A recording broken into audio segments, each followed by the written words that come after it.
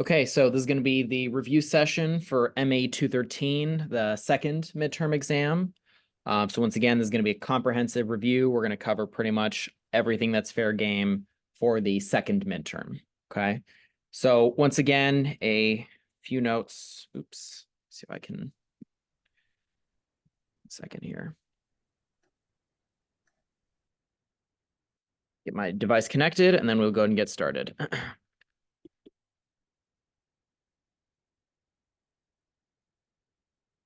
All right, so a few notes about the exam itself. So as with the first midterm, we're going to have 2 free response questions and 2 multiple choice questions.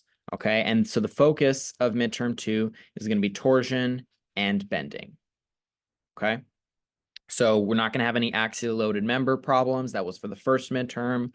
This is very much focused on torsion and bending. Okay, once again, 75 minutes, that's fairly standard. We have 3 sections that are taking it in person, and then we have, I think, 2 different groups that are taking it online. So my online people, I believe Dr. Peralta gave you guys your sort of instructions separately. So, but obviously, reach out to your instructor of record if you have any questions on that.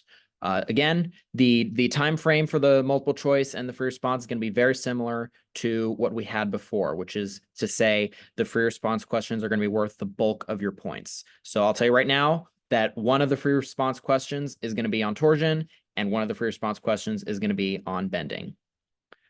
Is there a PDF with the problems that you're... Okay, hold on. I think there's a few questions here. First of all, technical things. I can't hear anything. Is everyone else able to hear me? That might be a issue specific. You can't hear it. What's that? Okay, wait, maybe we're having technical problems. Oh, okay. So some people can't hear. So yeah, Thomas, not sure what's going on. Yes, we can hear you. Okay, perfect. And then someone else had a question. Is there a PDF with the problems you're doing today? So before, I don't have a PDF per se, but I'm pretty much just pulling problems straight out of the book. So, before I start the problem, I'm going to post it, and then you can kind of just follow along. All right. So will the problems be from the book by chance? What's that? Will the problems on the test be from the book or no chance? Something else? They always write new problems. Okay. They're going to be similar, obviously. Echoing. Okay. So they're going to be similar, obviously, to problems that are in the book because there's only so many questions on bending and torsion that someone can possibly create. But no, they're not going to be taken straight from the textbook. Yeah, they always write new questions. One quick note, and so again, we're gonna practice all the stuff here, but I'll tell you right now, it's a certainty that the torsion problem, it's going to be statically indeterminate. Always on midterm 2, they typically ask a statically indeterminate problem for torsion. Now, the bending one, this one is not going to be statically indeterminate, okay? So we're saving statically indeterminate beams for the final exam, okay? So it will be covered because it's an outcome of the class, but the bending question that you're going to see in this midterm is going to be statically determinate, okay? So it's going to be a very straightforward, it's pretty much going to be 4 things because that's always what is asked for the bending problem, but we'll cross that bridge when we get to it.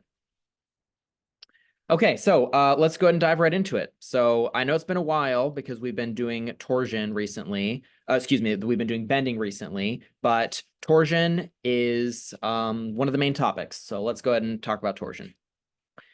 So let us consider a shaft, and we have this idea in torsion of now we're starting to work in 3D, okay? So let's say that rather than applying something that's in the same plane as the beam, what if we applied some sort of moment like this, which has the effect of twisting the beam, okay? This is what we call as kind of like a torsional moment, okay? Now in 3D, right, in the problems that you see in the textbook and on the homework, a lot of times they just represent it as a sort of circular arrow about the shaft, okay? But in 2D, we would just represent this as like a double slitted arrow, okay? So we would call this like T, right?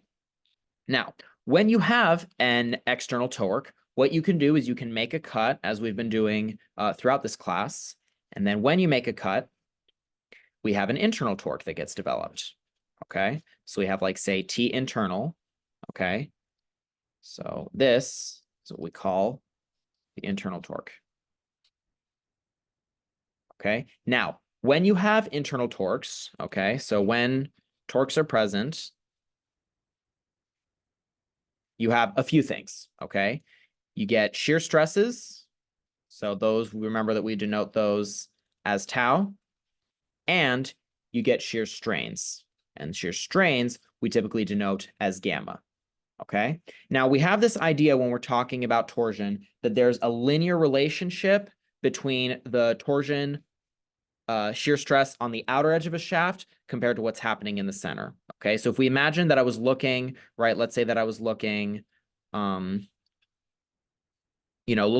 at the beam from the side, okay? What I would be seeing is that the shaft is going to have a very high shear stress at the very end, but then towards the center, it's going to get lower and lower. And this is a linear relationship, okay? So we have this idea that the shear stress at an intermediate point is linearly related to the shear stress at the outermost point, okay? So rho is the intermediate radius,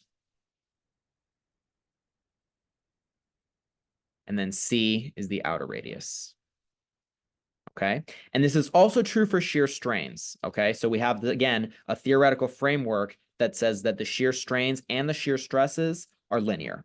Okay. Now, one other thing that, this important derivations gave us is the torsion formula. Okay. So although we know that the shear stress is linear within a cross section, to figure out what it is in the first place, we have tau max equals TC over J, okay? And we remember that T is going to be the internal torque. C, again, is the outer radius. We already covered that. And then J is the polar moment of inertia. Okay?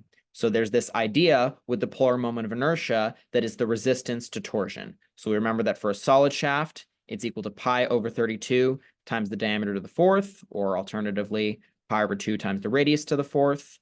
Or if you're dealing with a hollow shaft, we have pi over 32 times the outer diameter to the fourth minus the inner diameter to the fourth. Okay, and same thing, this can be expressed in terms of the radius, but it is much more common to use the diameter because, again, you've heard me say this a few times, right? We don't ever measure radius. We measure diameter, and if we need the radius, we just divide it by 2. Okay? Now, when you have a hollow shaft, one important thing is that this shear stress distribution becomes a little bit different. Okay? So even though at the outer edge, we still have some, tau max, which goes like this, right? At the, inner hollow point, we don't have anything to have stress acting on. So even though, we might have something like this, I can draw a dotted line, and at the intermediate radius, we would have some tau, okay? An important result of this is that it never goes to 0, okay? So tau min does not equal 0 for a hollow shaft, okay? Few things that we just want to be mindful of here, okay? So it's still linear, right? We can still calculate the shear stress at any given point using, again, these two formulas right here. But for a hollow shaft, if you're asked to draw the shear stress distribution, very important that you don't show a 0 stress, okay? We don't have anything happening in the center. Question, would tau allow equals TC over Fs times J? We'll get to that, okay? So when we do allowable design, we'll talk about factor of safety, okay? But just as a kind of intro to what we're talking about, let's go ahead and do our first example.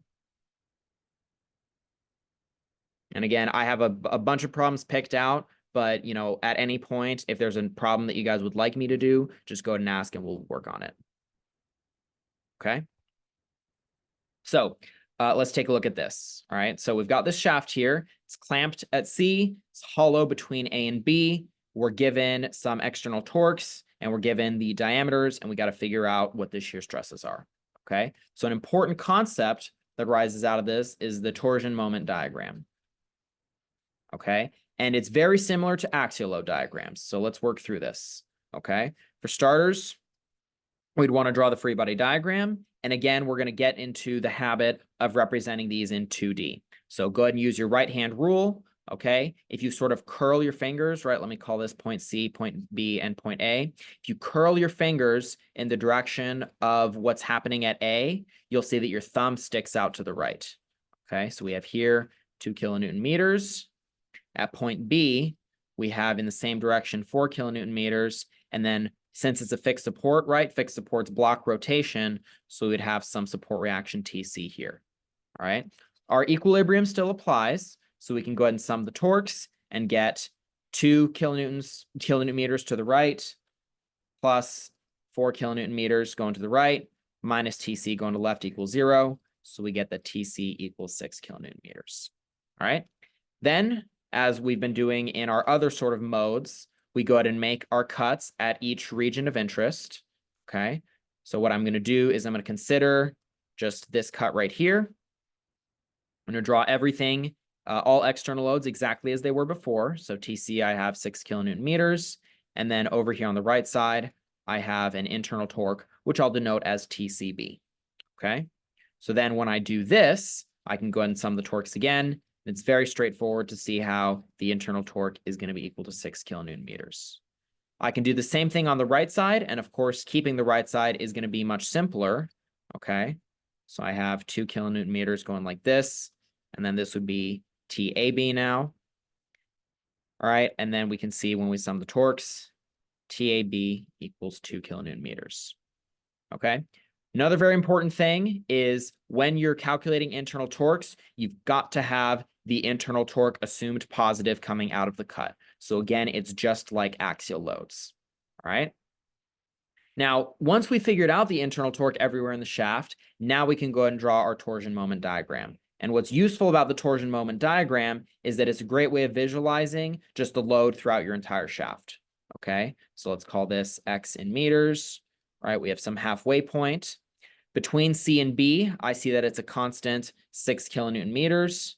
And then between point B and point A, we see that it drops down to 2 kilonewton meters.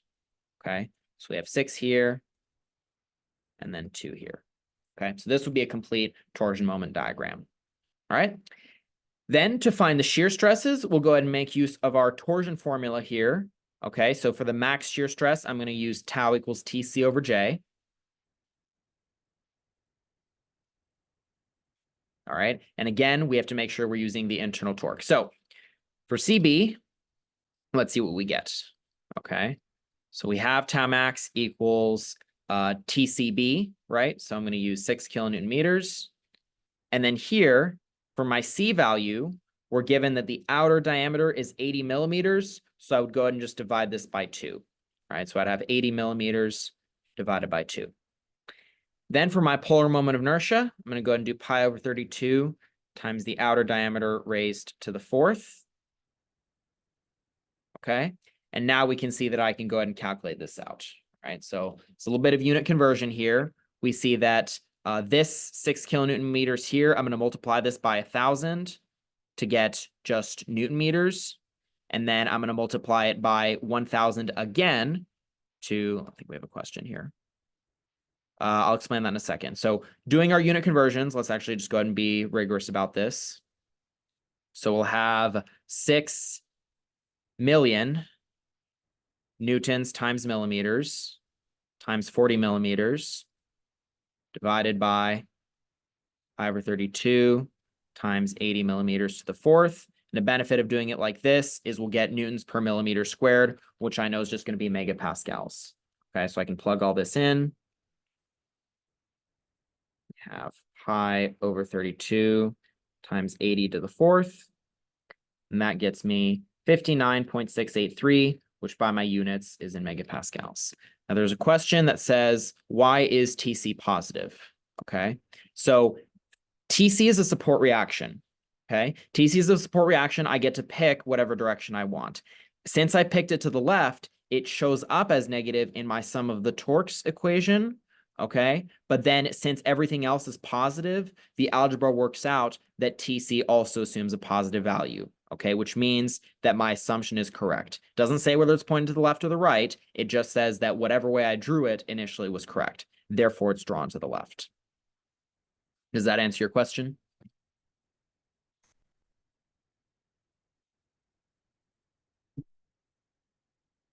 Go, Rob, does that answer your question? Left is negative. Left is negative when we sum the torques. Okay, so since I summed the torques here, everything that I drew to the right showed up as positive. Everything that I drew to the left showed up as negative. And then to solve for TC, I find that is equal to a positive value.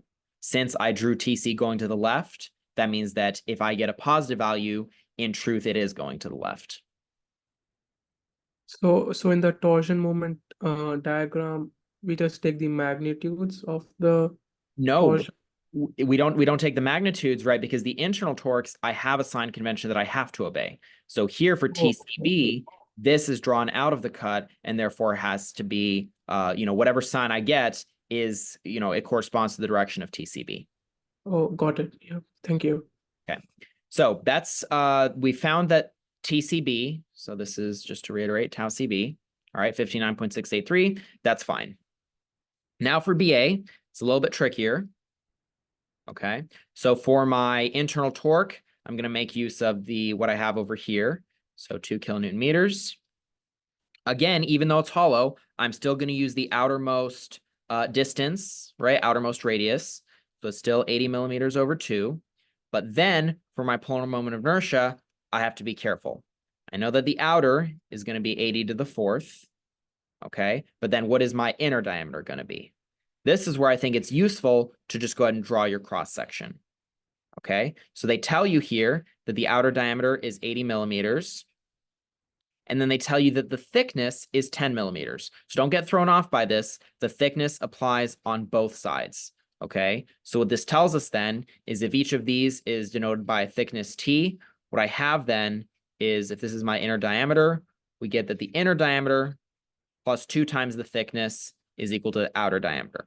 Right? So then plugging in all the numbers, we see that the inner diameter is going to be 60 millimeters. Okay. So again, just be careful, right, with your outer and inner diameters when you're talking about a hollow cross section. Then I would go down here, 80 to the 4th minus 60 to the 4th. Again, doing my unit conversions here, I'll have 2 million Newton millimeters times 40 millimeters. And then I'll just go ahead and calculate the denominator right then and there.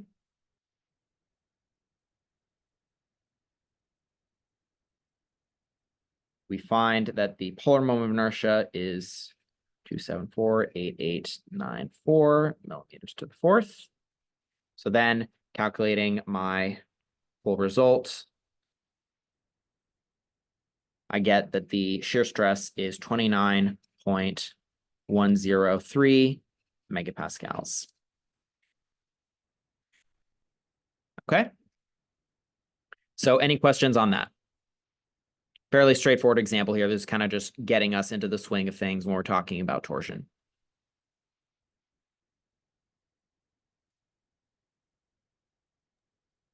Yeah, I actually have a quick question. Sure. It's about the unit conversions. Yes. So when I did, okay, never mind. I Right. did 6 times 10 to the 3rd, not 6 times 10 to the 6th. And you just did that because you were converting from kilonewton meters to Newton millimeters, right? Right. I want That's everything in 10 to millimeters. 6. I got you. Yep. So kilonewtons to newtons, that's 1 power of 10 to the 3rd.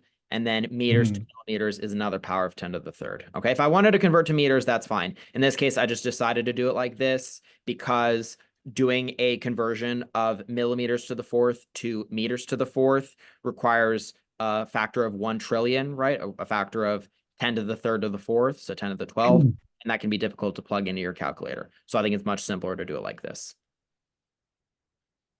Okay. Okay.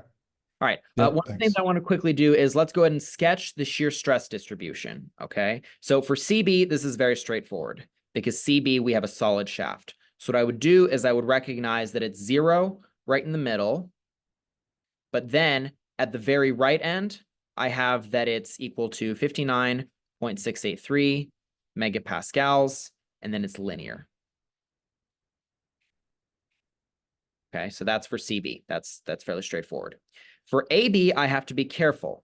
Okay, so let's draw the cross section for AB, right? And we established that the inner diameter was 60 millimeters, and the outer diameter was 80 millimeters.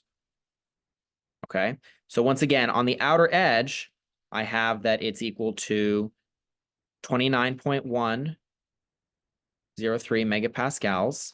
But then at the inner, it is not equal, at the innermost radius, right, where I still have material, it's not equal to 0. I have a linear distribution, so I'd have to have something like this. Okay, and I can go ahead and calculate it at the inner edge, right? Again, just making use of our equation right here. Tau equals rho over C T max. Okay, so I can say tau at di equals, so to get the intermediate radius, right, I would divide 60 by 2. So I'd have 30 millimeters. Then my outer is 80 divided by 2, so 40 millimeters, times tau max, which I found was 29.103 megapascals. Okay, so that can be very quickly calculated as 21.827 megapascals. All right, so then over here, tau equals 21.83 megapascals. All right, important that we say this is what my minimum shear stress would be, and this is my maximum shear stress. But then for my solid shaft, tau min equals 0. Okay, so just a few kind of notes on shear stress distribution here. Again, if you can get this idea that the shear stress is not necessarily 0 if you have a hollow shaft, then you're going to be good to go. Okay. Any questions on that?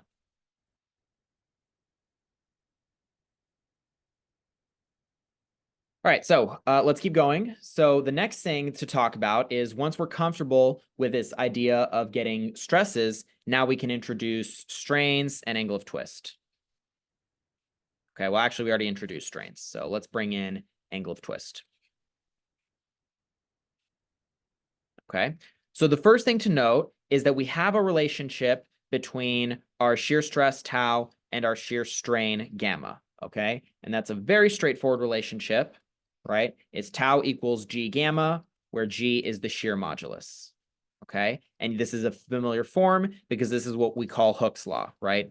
Hooke's law is just the linear relationship between stress and strain, much like how for axial we had sigma equals E epsilon, where E was a material property.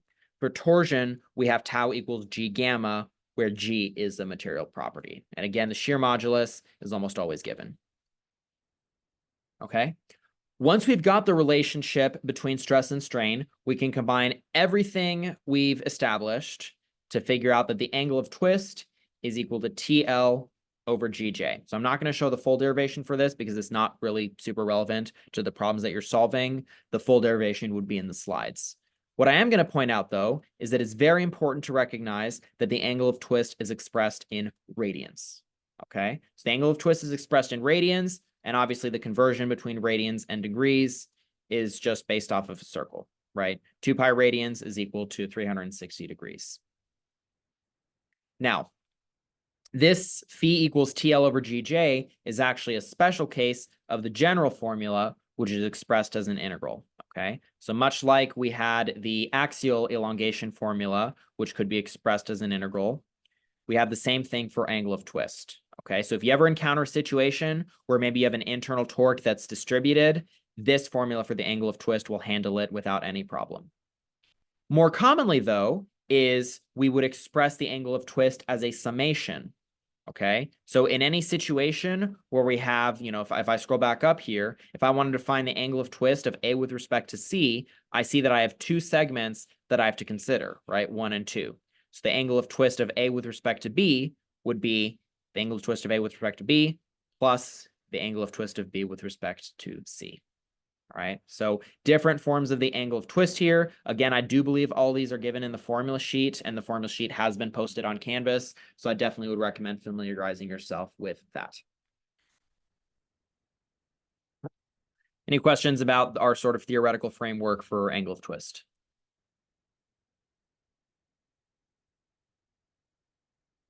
Okay, so the next thing to talk about then is power transmission.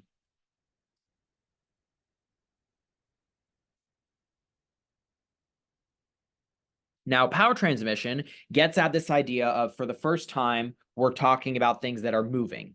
Even though they're not accelerating, right? As long as we have a constant velocity, right? Then we can go ahead and make use of all of our tricks for statics and 213, okay? So let's consider a situation where we have a motor here, and then it's turning a shaft, and maybe this shaft has some gear at the very end of it, okay? And let's say that the shaft is turning at some constant angular velocity omega. If this motor supplies, let's say motor supplies a power P,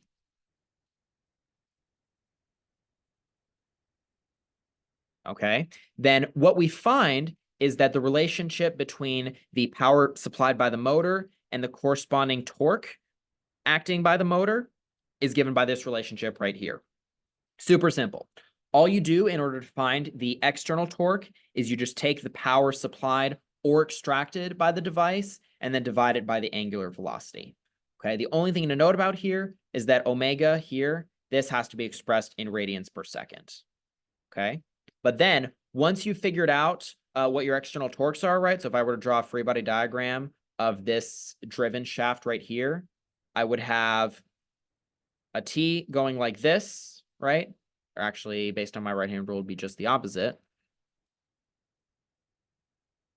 So we would have a T going like this, and then the gear has to extract all the power that goes into it. So the gear would also develop an external torque T, but going in the opposite direction. Okay. And then once you've got the free body diagram down, right, I could replace, T equals P over omega. Once you've got the free body diagram down, everything else still applies. Okay. So even though the shaft is rotating, you will still see the shear stresses develop. Okay. Now, once we're done talking about all of that, we can bring in allowable design. Okay. So allowable design still holds here, right? We have this idea that whatever our maximum allowable value is, whatever our allowable value for, say, the stress is, that has to be greater than the maximum shear stress calculated in the shaft, okay? And this is what we would use TC over J on.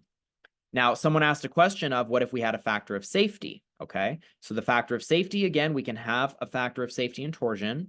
This idea of doing tau fail over tau allow, okay? And then I can go ahead and solve for tau allow, and that gets me tau fail over the factor of safety, okay? So then if I wanted to combine all of this and look at a single given point, what I would have then is tau fail divided by the factor of safety has to be greater than or equal to TC over J. As with axial loads, very important that we get the sign of this thing correct, okay? We have to have the sign of the inequality right. And then also, again, just make sure that everything is on the right side of the equation, okay? Commonly, you might not be given the factor of safety and the failure stress. You might just be given the allowable stress straight away, in which case, just go ahead and use this form right here. All right.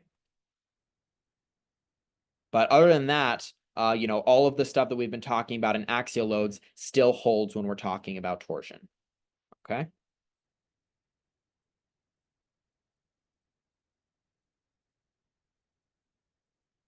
Any questions on that? All right, so let's do an example of that. All right, so we've got this shaft here made of A992 steel. And I see that they don't give the shear modulus, so I'll have to look that up. We're given an allowable shear stress. This is an allowable design problem. And then we've got 4 gears here, some of which are supplying power and some of which are withdrawing power. We got to figure out the diameter of the shaft as well as a corresponding angle of twist. Okay, so first thing we're going to do is that since this is a power transmission problem, what we're going to do is we have to first figure out what all of my torques are. Okay, so I can start by drawing the free body diagram. Okay, and we see that all of my gears are separated in 600 millimeter increments.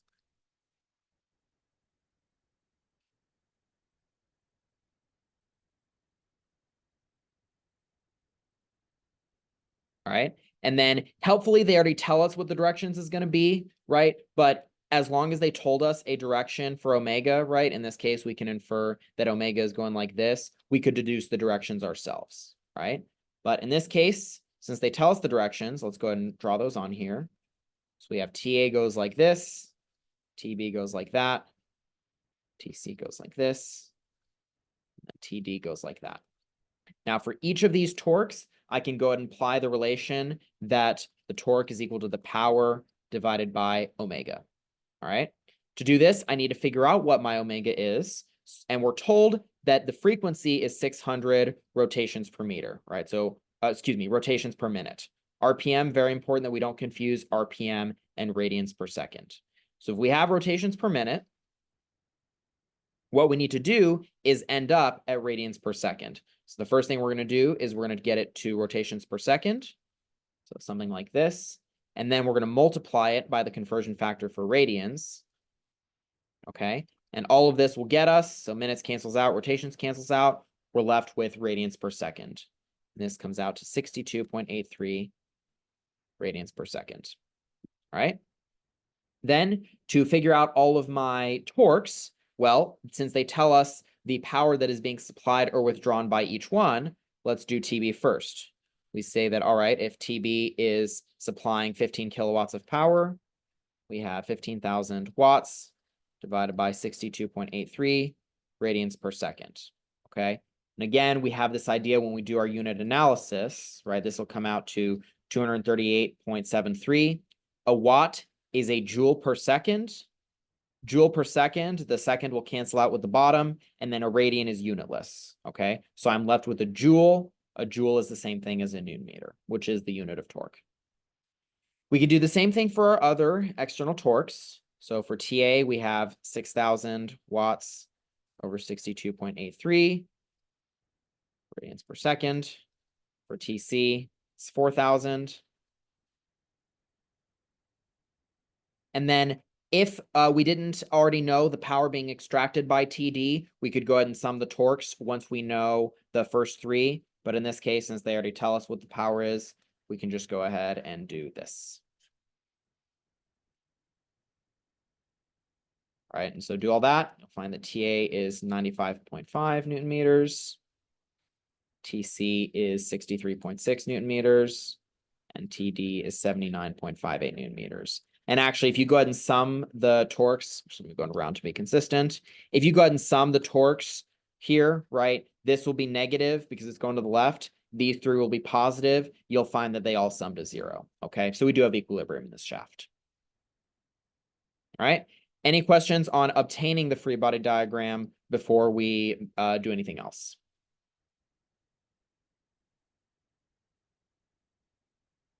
All right, so let's draw the free body diagram one more time, this time with our external loads. It's faster for me to just screenshot it. Actually, no, maybe not.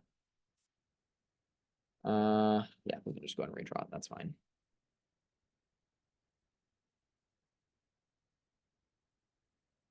So we have TA to the right is 95.5. TB going to the left is 238.7. TC going to the right is 63.6. And TD is 79.6. Okay. So once we've done that, we need to figure out what the minimum diameter is required so that this thing is safe. All right. So to do this, we'll go ahead and figure out what all of the internal torques are. Okay. So to do that, we need to make a bunch of cuts. All right. So we have point A, point B, point C, point D. And I'll go a little bit faster here. So it's very straightforward to get all my internal torques, right? The most important thing is that we're getting the sign right, okay? So here we would get the TAB is equal to 95.5. Actually, wouldn't because I drew 95.5 wrong. So you'd actually get that TAB is equal to negative 95.5. All right, so that's one. Then for this middle region, it doesn't really matter whether I keep the left side or the right side. It's going to be complicated, just as complicated either way. We'll go ahead and keep the left side for consistency's sake. Make sure that we can write correctly.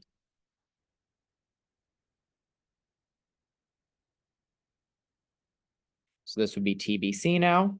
All right. So to find TBC, I see that I would just subtract 238.7 and 95.5. So this will give me TBC is equal to positive 143.23. Okay, then for the rightmost region, I'll go ahead and keep the right side. So we have 79.6 going like that, and then TCD going like this. So we have TCD equals 79.6 Newton meters. All right, so we've got our internal torques, and now comes our allowable design part. Okay, so 3 regions that we're checking, we have 3 different inequalities. Okay, so AB, BC, CD. For each one, tau allow has to be greater than or equal to tau max. Okay, so let's do AB first. The allowable shear stress, we're told, is 75 megapascals. So we have 75 megapascals is greater than or equal to the maximum shear stress. Now, one thing to point out is, and you've seen me, if you have me for recitation, you've seen this a few times, but if you have TC over J and it happens to be for a solid shaft, what you'll find is that this formula will reduce to something that's a little bit more manageable. Tau max equals 16T over pi d cubed. What's nice about this formula is you're not working with 2 different geometric parameters. You just have the diameter to worry about, okay? So what I can do then is I can write this as 16T AB over pi d cubed, and I'll do the same thing for the other ones, okay? So 75 megapascals is greater than or equal to 16 TBC over pi d cubed.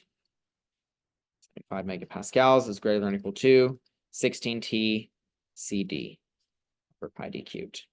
And now you'll see how when we isolate D, right, we have this notion that D has to be greater than or equal to some value. And this makes sense when we think about it logically, because a big diameter implies a smaller stress, right? The bigger the diameter, the less likely my thing is to break. So we would expect some minimum value on the diameter. Now, once you go ahead and isolate D, so let's do this first one here, okay? So we have D is greater than or equal to the cube root of 16 times TAB, which is 95.5 Newton meters, over pi times 75 megapascals, okay? And a megapascal can be expressed as a Newton per millimeter squared, right? And so then if I come up here and change this to Newton millimeters, that will save me some time. Okay, and if you take a look at this, we see millimeters squared is going to jump up. So we're left with millimeters cubed. And then by the cube root, this will then reduce to a single unit of length. Okay, so from this equation over here, what we're going to find is once you plug in all the numbers, let me go ahead and get my calculator out. So we would have the cube root of 16 times 95,500 over pi times 75 raised to the 3rd power. So this would tell us that D is greater than or equal to 18.65 millimeters. Okay, I can do the same thing for the other 2 regions, right? So for region BC, we're going to have D is greater than or equal to the cube root of 16 times 143.2, which I'll convert to Newton millimeters, over 75 Newton per millimeter squared times pi. That then comes out to, I go ahead and plug that in my calculator.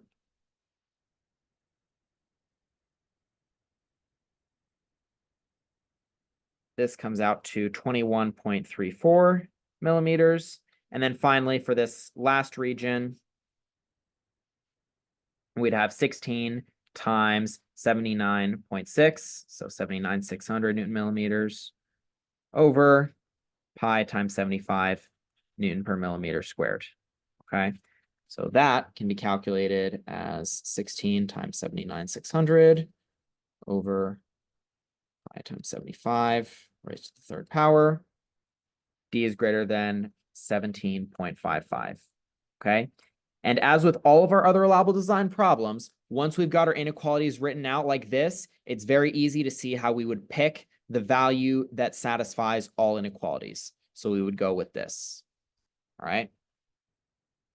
We would go with this because if I go with any of the other values, right? If I go with 18.65, even though I'm meeting the criteria for A, B, and C, D, I'm not meeting the criteria for B, C. Okay. So then my final answer then is going to be D is greater than or equal to 21.34 millimeters.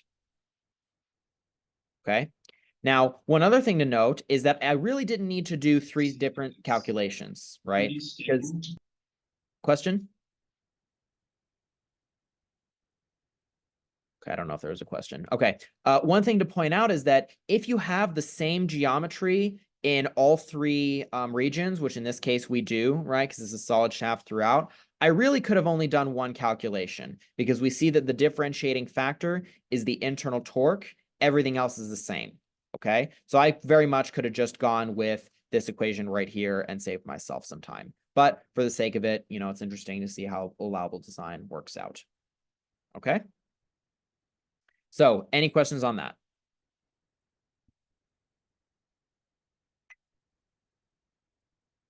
Is this making sense so far, guys?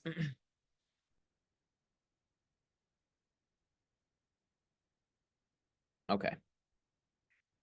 All right, so one other thing is that if I go back and read the problem statement, they say that I have to determine the required diameter to the nearest millimeter. So of course, if I found a calculated value of 21.34, even though 21 is the closest, right? 21 is the closest whole number to this value. I can't go with 21 because I would break this inequality. So then I say D min equals the next highest one.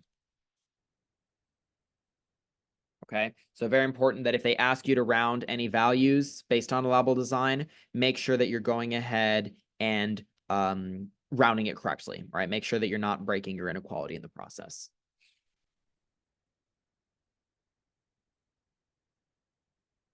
All right, any questions on that?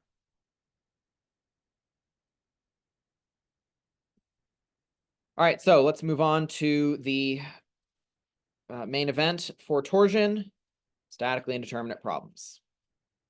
Okay, and so again, if you remember back to the first midterm review, there's again an emerging theme that arises when we're talking about statically indeterminate problems. Okay, the first is going to be your free body diagram and your statics. And this can include internal forces. The second is going to be right compatibility condition.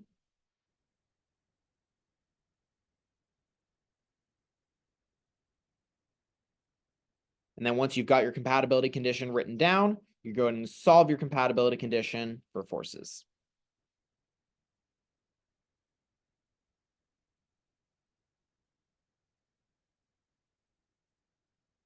Okay, this is the same procedure that we had for axial, and it's going to be the same procedure that we apply when we're talking about bending. Okay, so let's look at kind of a, the simplest case, all right? Torsion shaft that's fixed on both ends. Okay, so let's say we have some load in the center here, some load T, right? The very first thing that we would do is we would draw, call this A and B, draw the free body diagram, right? We could maybe have something like this, call this TA, T, and TB, okay? Then based off my free body diagram, I can make my cuts and figure out my internal forces. My compatibility condition would, of course, since it's fixed on both ends, it would be that the deflection of one end with respect to the other is equal to 0. And then I can go ahead and solve this, okay? So that's for the fixed case. The other common case that you'll see is the parallel case or bonded materials, okay? Might be written one way or the other, okay? So we consider a shaft that's only fixed on one end, but then I have 2 materials, okay? Maybe a tube on the outside and then a solid rod in the middle, okay? And the important thing to recognize is that when you have the parallel case, let's say, if I drew the cross section here, okay, I would have, red is the center. Let's say that the center is aluminum and the outside is going to be steel, okay? What's important is that when you go ahead and make a cut, right? Let's say, I would have some support reaction TA here, okay? When I make my cut, both sides are being sliced through, okay? So I need to write down an internal torque for each one. I need to write down an internal torque for the steel and an internal torque for the aluminum, okay? And this is what gives rise to the indeterminacy, because you see that I have 3 unknowns, but I've only written down 1 equation from statics, okay? What did you write there? Parallel case slash bonded what? What's that word? I'm sorry. Bonded materials. Materials. So like they would tell you right at the interface here, the steel, hold on 1 second here. The steel and the aluminum move together. Got it. Thank you. Right? So that means that whatever the angle of twist that one experiences, the other is going to experience it as well. Okay. So the compatibility condition then would be that the angle of twist in the steel is equal to the angle of twist in the aluminum. All right. Very important that in this case, both the magnitudes and signs are equal. Okay. But in this problem right here, right, if I were to expand this out, right, what I really should have is phi of C with respect to A plus phi of B with respect to C equals 0. Okay. In one case, the signs and magnitudes are equal. In the other case, only the magnitudes are equal. All right. So it's very important that you don't get the signs wrong. Okay. So apply the general. Write down the general compatibility condition first, and then make sure that it makes sense in the context of your problem. Okay? All right, let's do some statically indeterminate problems.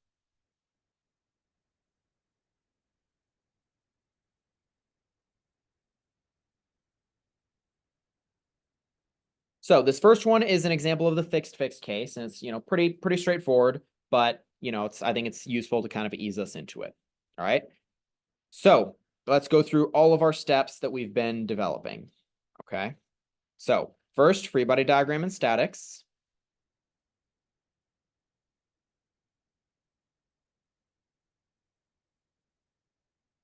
So I see that I have a 680 Newton meter torque, which I can go ahead and draw based on my right-hand rule like this.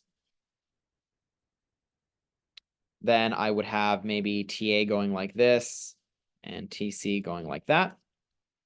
All right, you can pick whichever one, doesn't matter, right? Just as we did in axial loads.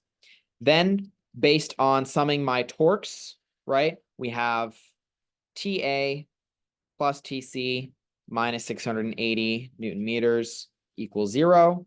So we get the TA plus TC equals 680 Newton meters. All right, so that's one equation. Next, we'll get and solve for internal forces. Right, so this is point B. For the cut between point C and B, we have some internal torque like this. And so we find that TCB is equal to negative TC. Then for the right side, if I go ahead and make this cut here and keep the right side, we have this. So then TBA is equal to positive TA in both sign and magnitude. Very important that we don't get the sign wrong. Okay. All right. So that's step 1. I've got my free body diagram. I've got my equilibrium equation from statics. So I'll go ahead and box this. And then I've got all of my internal forces solved in terms of support reactions. Okay. Next, we'll go ahead and write the compatibility condition. All right, so that was step 1. Step 2 is to recognize that, okay, we've got a fixed case. So the general compatibility condition is that the sums of the angles of twist is 0. Applying this specifically to what we have here, we have angle of twist of B with respect to C plus angle of twist of A with respect to B. It's going to be equal to 0. All right. Now that we've got the compatibility condition written out, we want to relate it to our internal torques using load displacement relations. So when we're talking about torsion, we have that angle of twist is equal to TL over GJ. So we can go ahead and now apply this. For B with respect to C, we have, so TBC times length BC over, now for BC, this is going to end up being the brass. So times JBR plus TBA times LBA over G steel times J steel. And all this is equal to 0. Okay. The lengths we know, the material properties we know, and then we'll be able to figure out our geometric properties. In this case, one thing that they tell us is I need to grab the problem statement for 588. So give me 1 second here.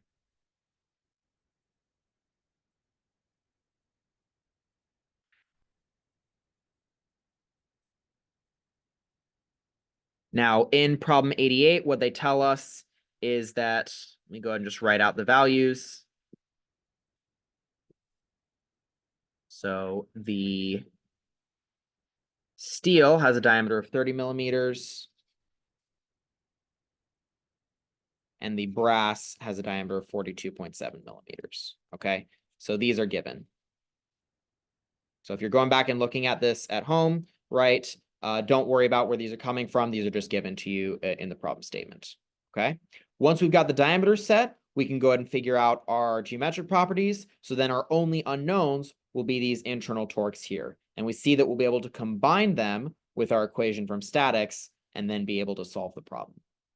Okay, so for our step 3, let's go ahead and substitute as much stuff as we can in.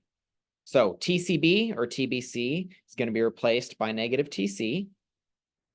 The length of BC I know is 1.6 meters. Then I can divide that by the shear modulus of the brass, which is 39 gigapascals, times pi over 32 times the diameter to the fourth. So I would do 42.7 millimeters to the fourth. Then for my second term, TBA is getting replaced with the support reaction TA. The length is 0.75 meters. The steel has a modulus of 75 gigapascals, right? And then the polar moment of inertia is pi over 32 times 30 millimeters to the fourth. Okay, and we see that if I combine this equation with what I have in statics, I have 2 equations, and my 2 unknowns are TA and TC. So this is solvable, okay? Now, rather than just firing all these numbers in my calculator and ending up with a huge hodgepodge, what we're going to do is going to start to rearrange, okay? So let's bring the TC term over, and then we'll divide and isolate TA, okay? So TA equals TC, and then what do we have? First, we see that the lengths are going to be divided, so I'm going to have 0.75 meters divided by 1.6 meters. Then the shear modulus in the TC term is going to stay on the bottom, whereas the shear modulus for the TA term is going to jump up. Then we have pi over 32 times 42.7 millimeters to the fourth. Question?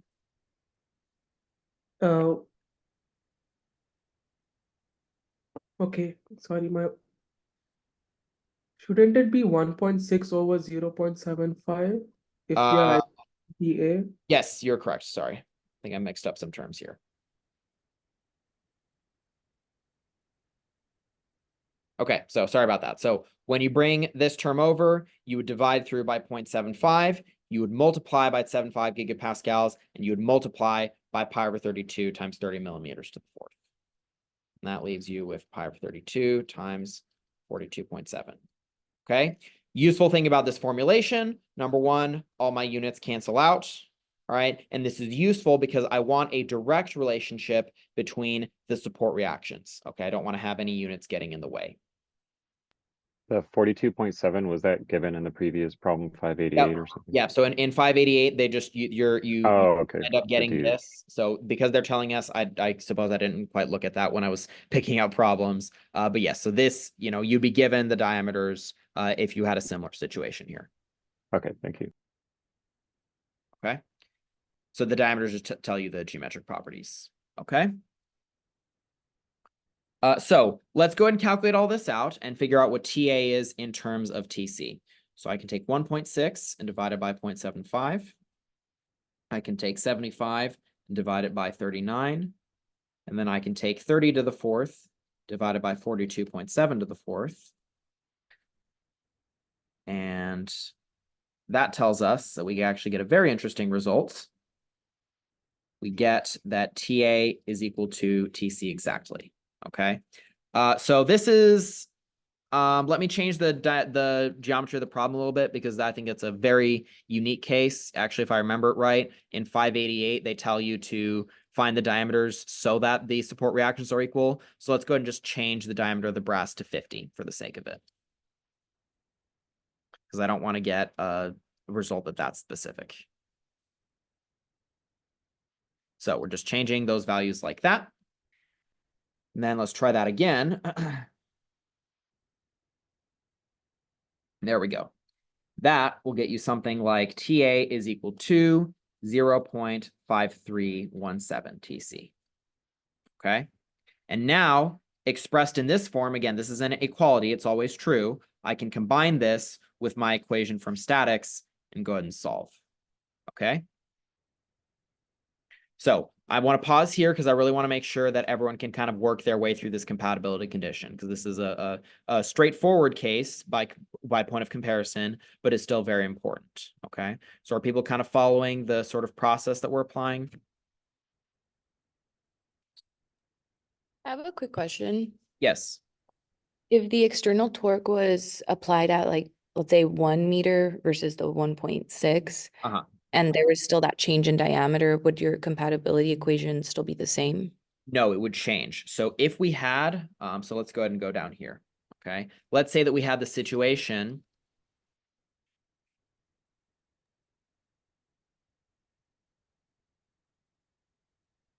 where you have something like this. Okay. A, B, C, D. This would require 3 cuts. Okay. Because remember, the angle of twist, since it depends on both the loading and the geometry, right? What we end up getting is that the angle of twist of B with respect to A plus the angle of twist of C with respect to B plus the angle of twist of D with respect to C has to be equal to 0. So you'd have 3 terms, okay? But one important thing to recognize is that when you make your cuts, since I don't have a change in loading at point C, you'll find that TBC is equal to TCD. But you still have to have 2 separate terms in your compatibility condition to account for the change in geometry. Does that answer your question? That does answer my question. Now I have one more. If, let's say at D, it was a free end instead of a wall, would the compatibility equation just be that? You wouldn't have a the- compatibility condition. Oh, you would not. We Well, would. because think about it. A compatibility condition arises when your deflection is constrained in a certain way. If I got rid of the fixed support D, it's no longer statically indeterminate, right? I know that, you know, if I got rid of the fixed support D, right? I mean, let's go ahead and do this.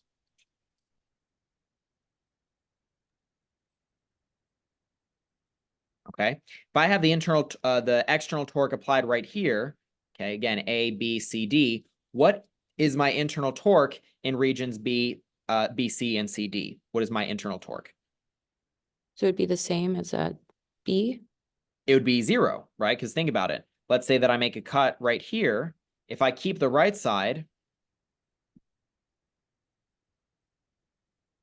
I don't have any loads on the right side, so I would just have TBC like this. So you'd get that TBC is equal to 0, right? Oh, okay. I thought you meant the D end. Okay. Well, the I D see. end as well. Again, if I did it for CD, same thing, right? You can see how, do you see how TCD is going to be equal to 0 as well? Yeah. Right. So then this is not statically indeterminate, because when I draw the free body diagram, okay, I have T here and I have TA here. I have enough equations here. I find that TA is equal to T. All right. So let's say that T is equal to 500 Newton meters. Okay. Now I'm good to solve the angle of twist. Okay. Okay, that makes sense. Yeah, Thank you. that's an important point. When you only have compatibility conditions when you're talking about statically indeterminate problems. Okay. You might have a design problem which has a condition, but that condition would be expressed as an inequality.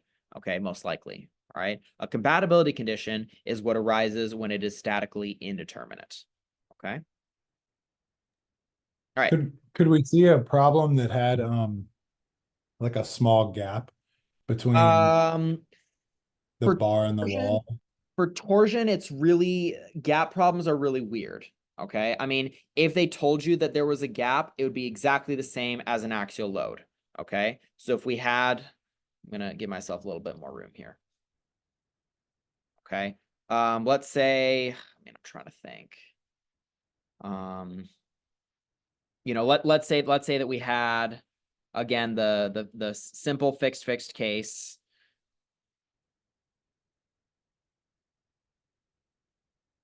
And let's say that it is already rotated, okay? And then we clamp it, okay? So let's say rotated so that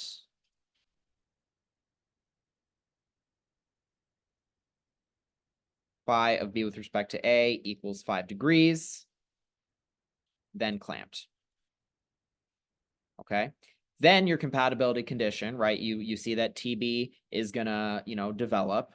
Your compatibility condition would just be angle of twists. The sums of the angles of twist has to equal the gap. Okay. So you can have gap problems, but again, it's awkward because gap problems in torsion are way less common than gap problems in axial or in bending. Okay. But you know, all of our tricks still apply. Does that answer your question? Okay, thanks.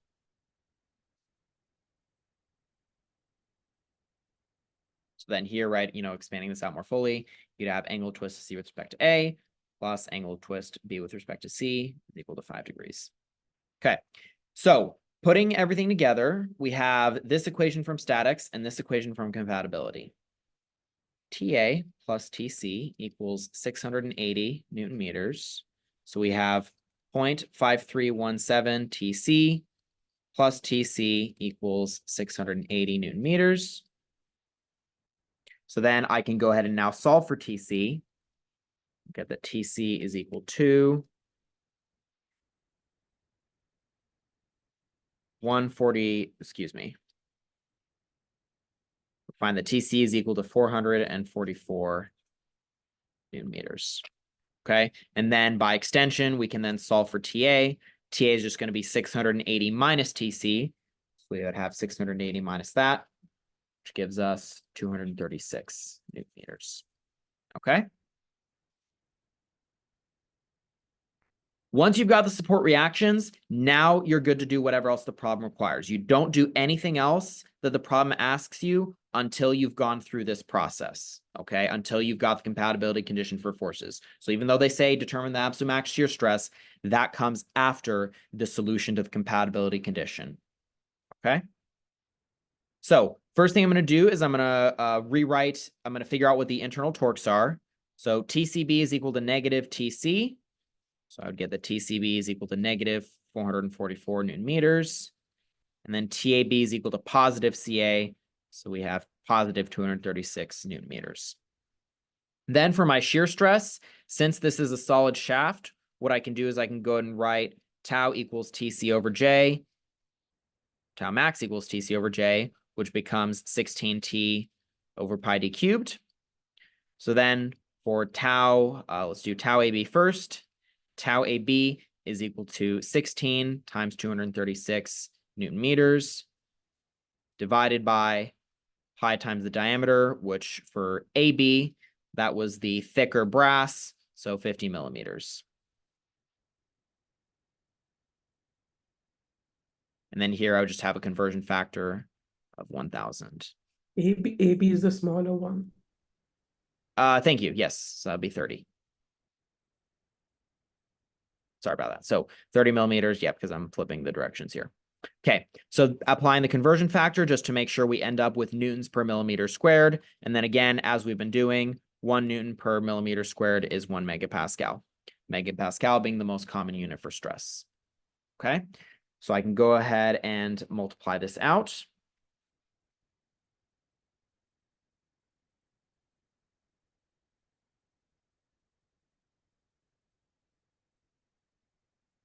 And that gets me 44.5 megapascals.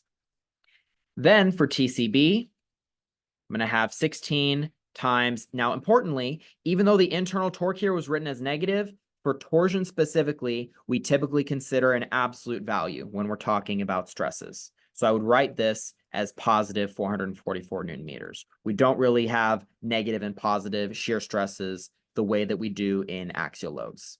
Okay, so just be mindful of that, and that's especially true for allowable design. So then you'd have pi times 50 millimeters cubed. So that is going to come out to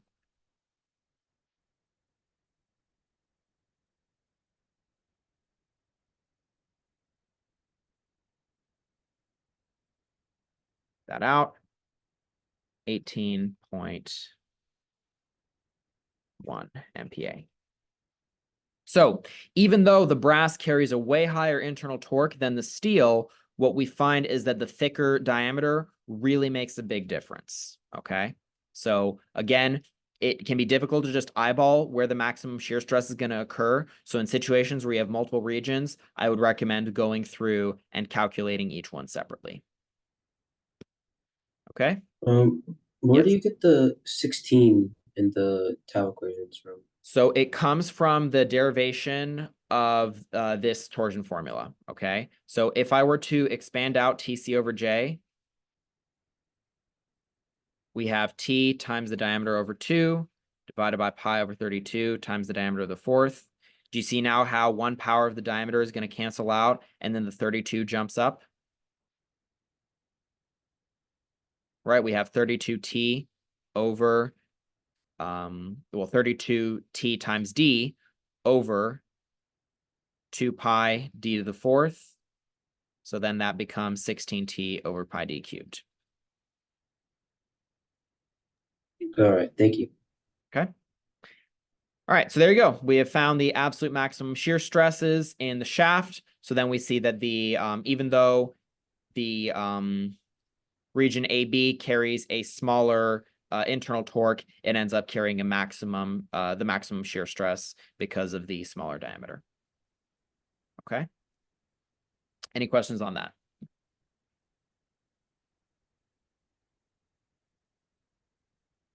All right, so let's go ahead and do another statically indeterminate problem now. Actually, let me do this on the other end.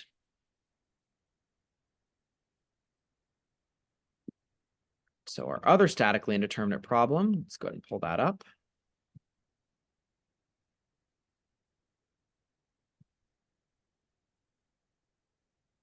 Okay, so this is a great example of the parallel case. Okay, pretty straightforward, but it'll illustrate the things that we have to be careful about when we're talking about bonded materials. Okay, so as always, we're going to start with our steps. Okay, so we see that we can draw the whole free body diagram. And we have a external torque T going like this, and then a support reaction TB that's going to develop. Now, of course, TB is going to be equal to T. Okay. This is an allowable design problem, so we see that every one of my answers is going to be in terms of T. Next, we're going to recognize that since we have bonded materials, right, we have, something in the center here. We can't just go straight to our compatibility condition. We first want to make a cut. Okay, so if I go ahead and keep the right side, we have T is drawn like this, but then since I have bonded materials, each one is going to carry some internal torque. Okay, so they tell us that the tube is what's going on the outside. Okay, so let's call this the magnesium tube internal torque, and then the center is the steel rod. Okay, so this is what's going to be TST.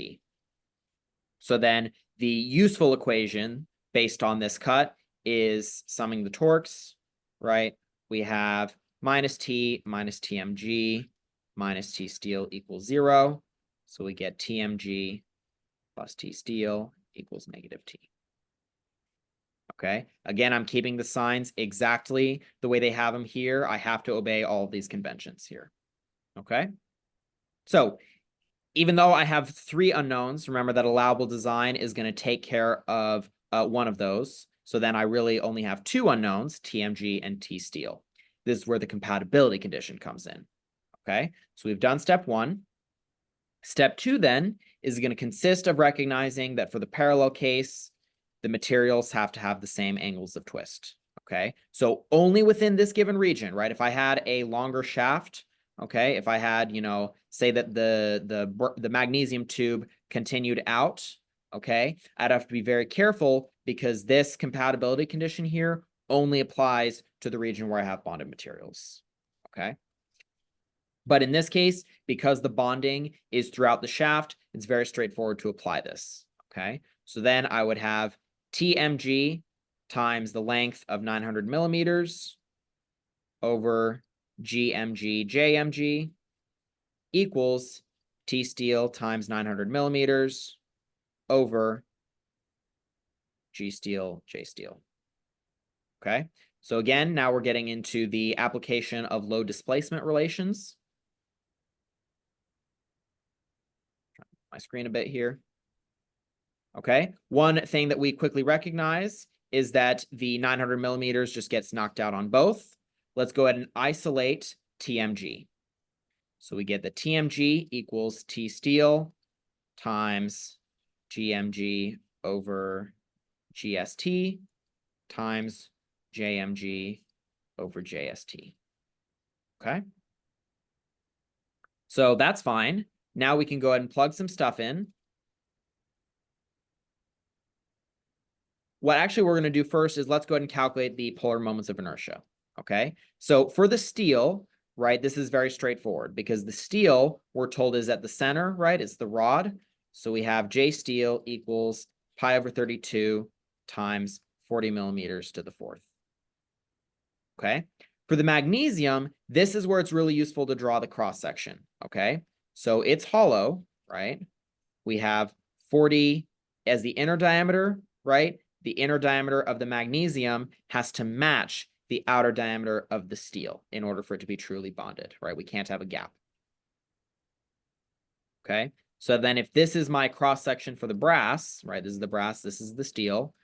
J brass is going to be pi over 32 times 80 millimeters to the fourth minus 40 millimeters to the fourth. Okay. So again, just applying all of our geometric parameters correctly. Then substituting everything in, we have TMG equals T steel times the ratio of my shear moduli. So we have 18 GPa over 75 GPa times, I don't know why I called this J brass. I think my mind is stuck on the last problem. Sorry about that. So times JMG is pi over 32, 80 to the fourth minus 40 to the fourth, divided by pi over 32 times 40 to the fourth millimeters to the fourth. And again, you know, this is especially true when you have only two terms, right? But it's much easier to just work with ratios, okay? So don't just, again, don't immediately go throwing in tons of numbers in your calculators. See if you can work the problem in such a way that stuff cancels out, right? Because you're going to save yourself a lot of trouble calculating out some of these values. Okay? So solving that, let's see what we get. So we have 18 over 75 times 80 to the fourth minus 40 to the fourth over 40 to the fourth. So that gets me that TMG is going to be equal to 3.6 TST. All right, so that's my compatibility condition. We see that now this will let me put together the equation from statics to find what the internal torques are in terms of T. Again, even though it's T, I don't know yet, our goal in statically indeterminate problems is get everything, get our support reactions solved, get our support reactions and internal forces solved. Once we've done that, then we can worry about what the actual value of T is in terms of allowable design. Okay, so TMG is 3.6 TST. So we have 3.6 TST plus TST equals negative T. So then what I get is TST equals, so we would have negative 1 over 4.6. So negative 0.2174 T. We can do a similar thing for TMG, right? So if I found that TST was equal to this, what I can do is I can substitute in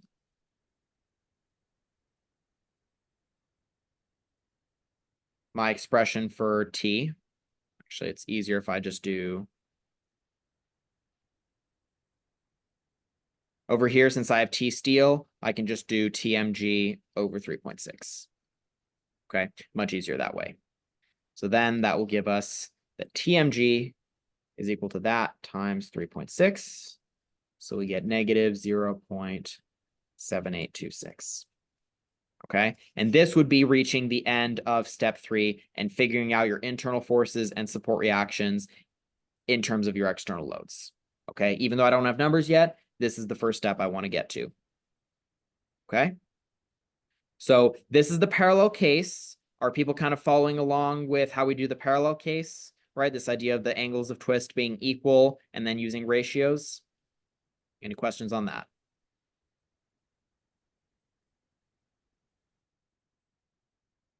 Okay, so now let's handle the allowable design part. Okay, so I'm going to sort of see if I can recopy the problem statement here.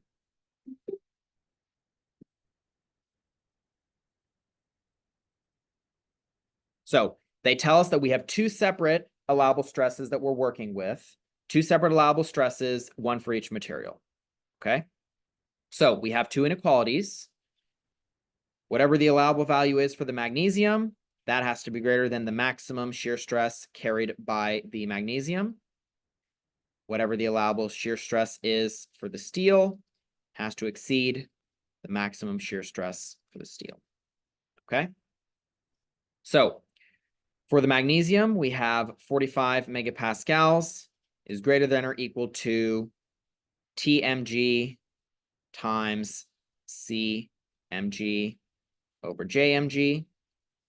Okay, so then we have to apply it in this form because we know that the magnesium is hollow, right? So if I scroll back up, we see that JMG, I have this.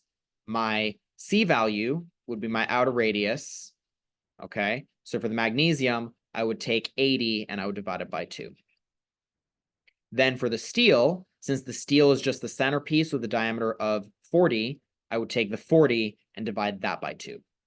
Okay, so then let me go ahead and screenshot that.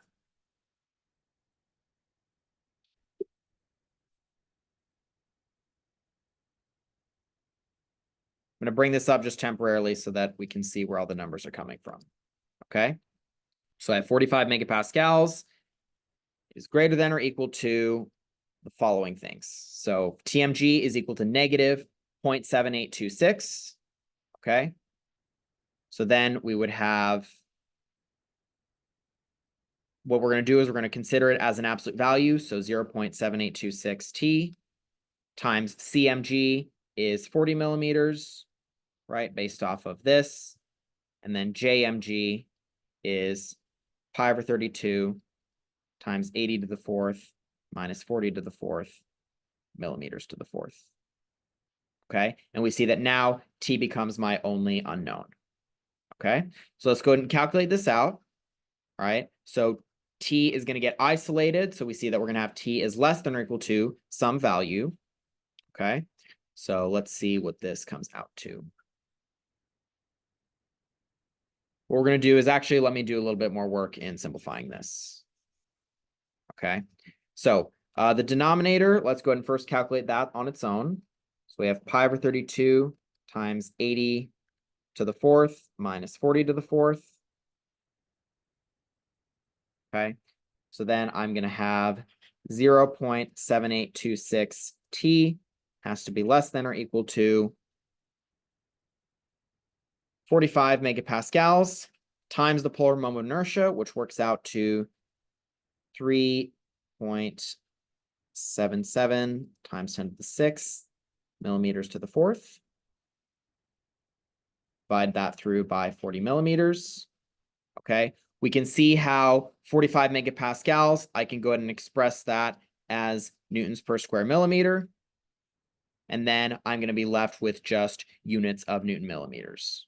Okay, so then this gets me, T is less than or equal to 45 times that, 40 divided by 0.7826. T is less than or equal to 5419307 Newton millimeters.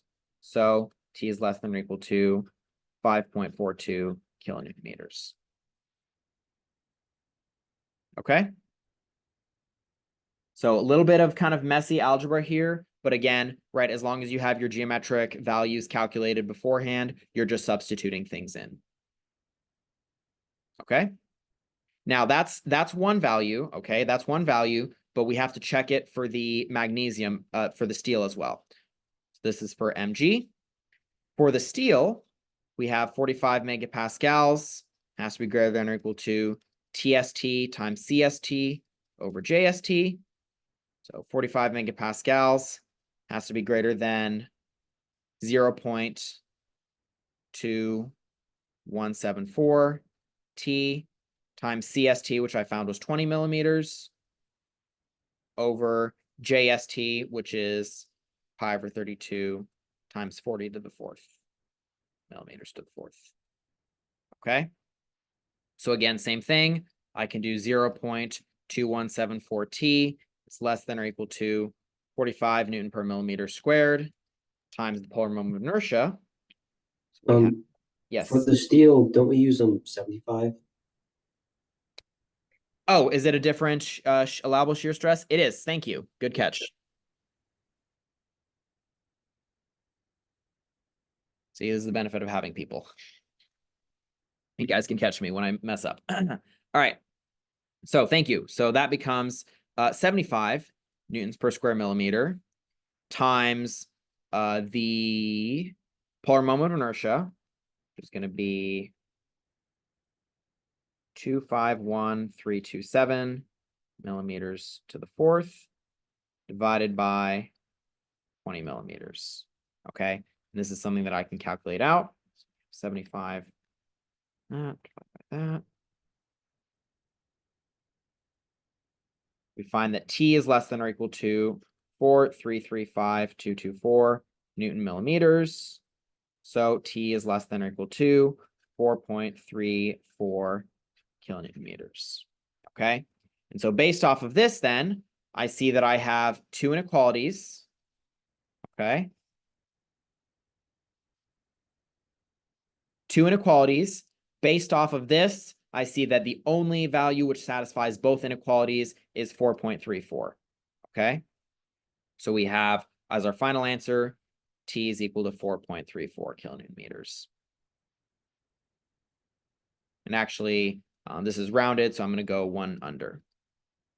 Let's say T max is equal to 4.33 kilonewton meters. Question in the chat. Why are the TST and TMG values not negative? So they are.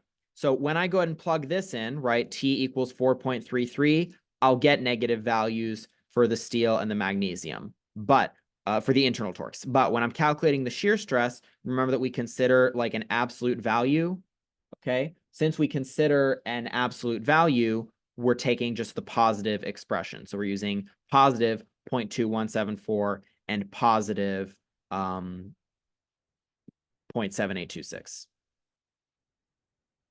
Okay, does that answer your question?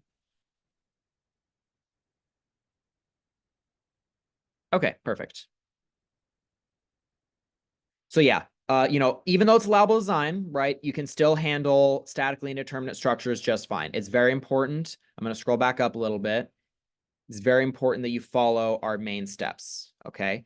Free body diagram and statics, work your internal forces, then write the compatibility condition, just have it written out separately, then go ahead and solve it using your load displacement relations. And then once you've done all of that, then you can go ahead and tackle the rest of the problem. Okay. So again, don't forget your two most common scenarios. Your fixed case says that the sums of the torques are equal to 0. And then for the parallel case, you have that in the region that you have two materials, in that region alone, those angles of twist are going to be the same. Was there still another part to that last question that we had to do? Was there? Oh, also find the corresponding angle of twist at end A. Okay, let's go ahead and do that. Okay. So to figure out what's happening at end A, well, we see that, either angle of twist, whether it's phi mg or phi steel, that's going to give me the correct angle of twist. So what we can do is say, all right, so I have that TST is equal to negative 0.2174.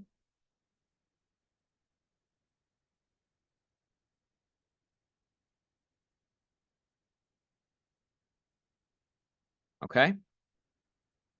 Then applying the fact that T is 4.33, we have TST equals negative. So negative 0.2174 times 4.33. So negative 941.3 Newton meters. Okay.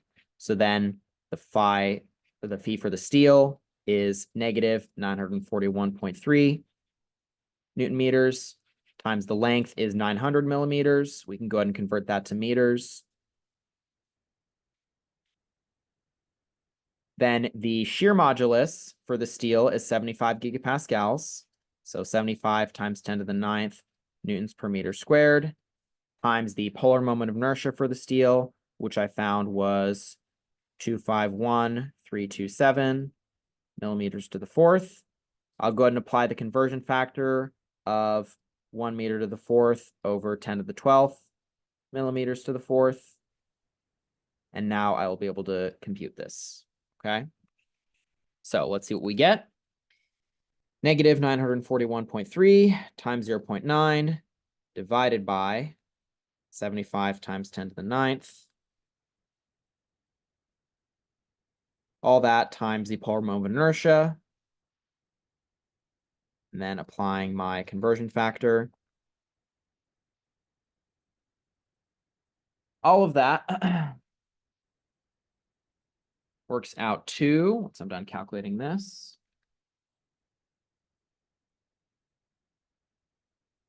negative 0.045 radians. Okay. Now, one useful thing to check, right, as we're talking about, strategies on the exam, if you have the time, this compatibility condition, right, phi mg equals phi steel, that has to hold. So let's go ahead and calculate the angle of twist for the magnesium and make sure that it's the same. Okay. So for the magnesium, we have a little bit of a different relation. So we have that TMG is equal to negative 0.7826 T. So that gets us that TMG is equal to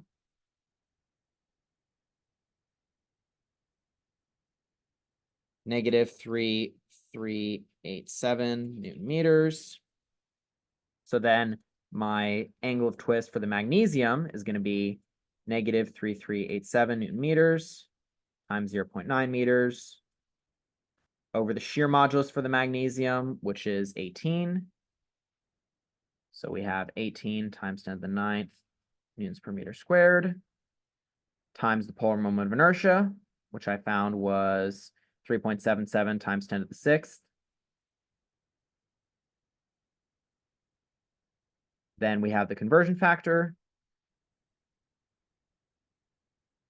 And actually, if you're smart about this, you can recognize that 10 to the 6th and then 10 to the 12 on the bottom, right? These are just going to reduce. So then I would have, I can replace all of this by 10 to the minus 6. Okay, and that'll save me some time, right? So we have negative 3.387 times 0.9 over 18 times 10 to the 9th times 3.77 times 10 to the negative 6. And that gets me,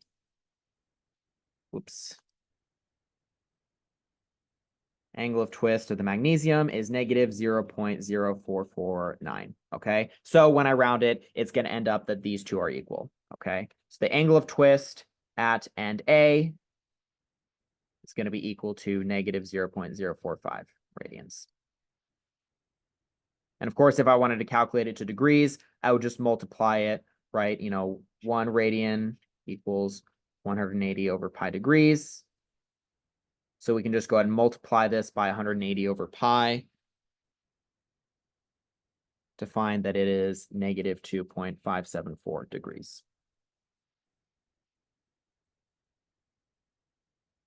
Okay. Phew. So there we are. Any questions on this kind of complicated allowable design problem for a parallel shaft in torsion?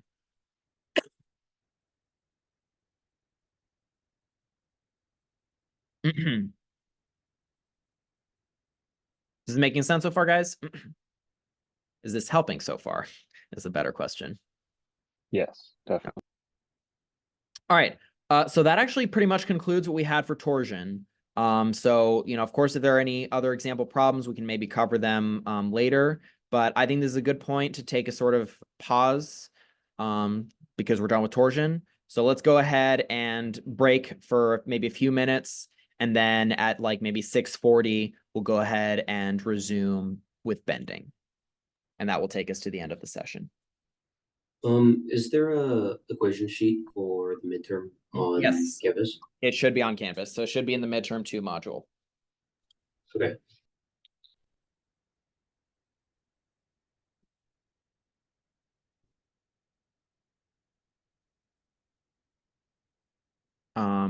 And then Joe, I did see your message. So basically so far we've just covered all of torsion. Okay, so again, since this is being recorded, you can just go back and review it at your convenience.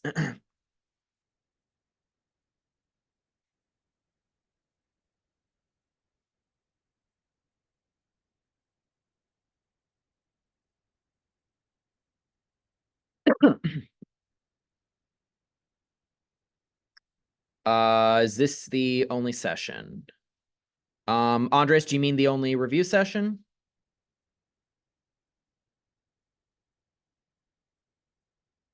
I believe so. Am I going to post this right after this ends?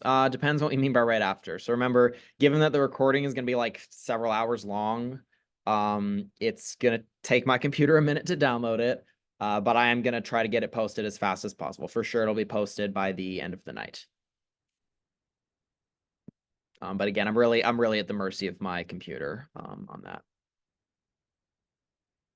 Can we touch on centroids? It's not going to be real quick. We're going to cover centroids and moments of inertia because that's an important part of bending. So yes, we will.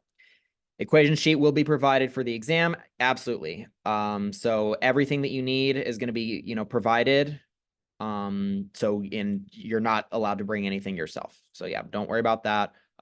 Definitely peruse through the formula sheet on Canvas if you want to. Or actually, I'm going to amend my statement. You should probably peruse the formula sheet so that you're kind of make sure you understand where everything is, where all your equations are. And I think they have some unit conversions on there as well. So that'd be worth it. And then yes, no graphing calculators. So only scientific calculators, same policy as for the quizzes.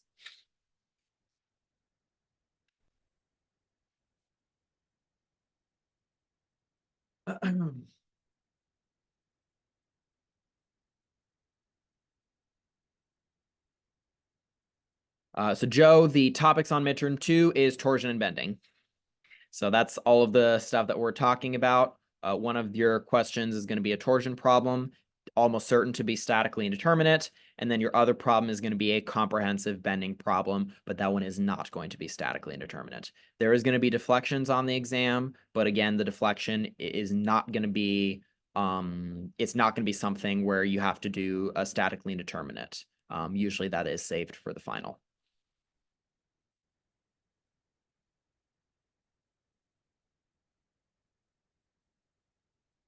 Does that answer your question, Joe?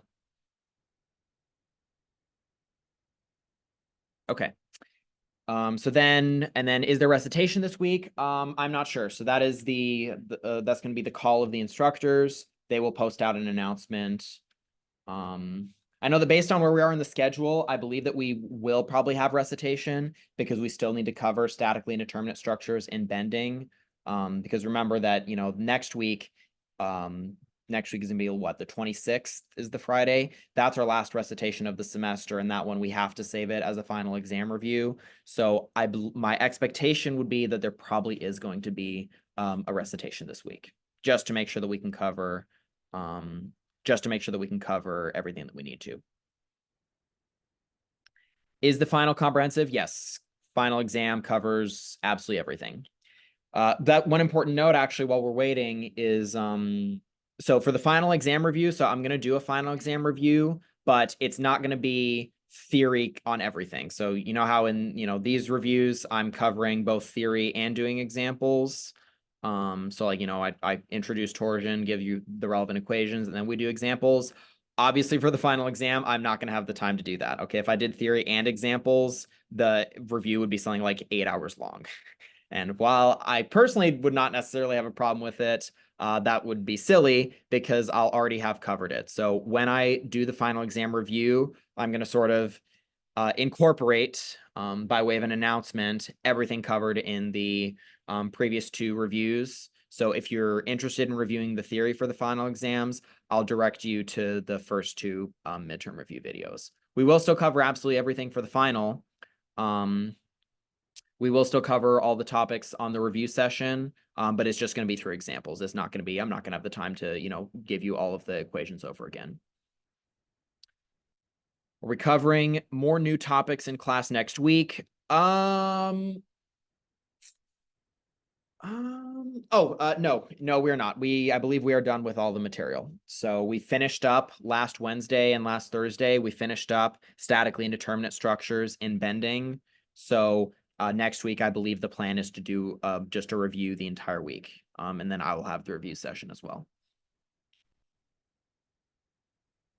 Is the appendix for deflection functions provided? Yes, all of your appendices are provided.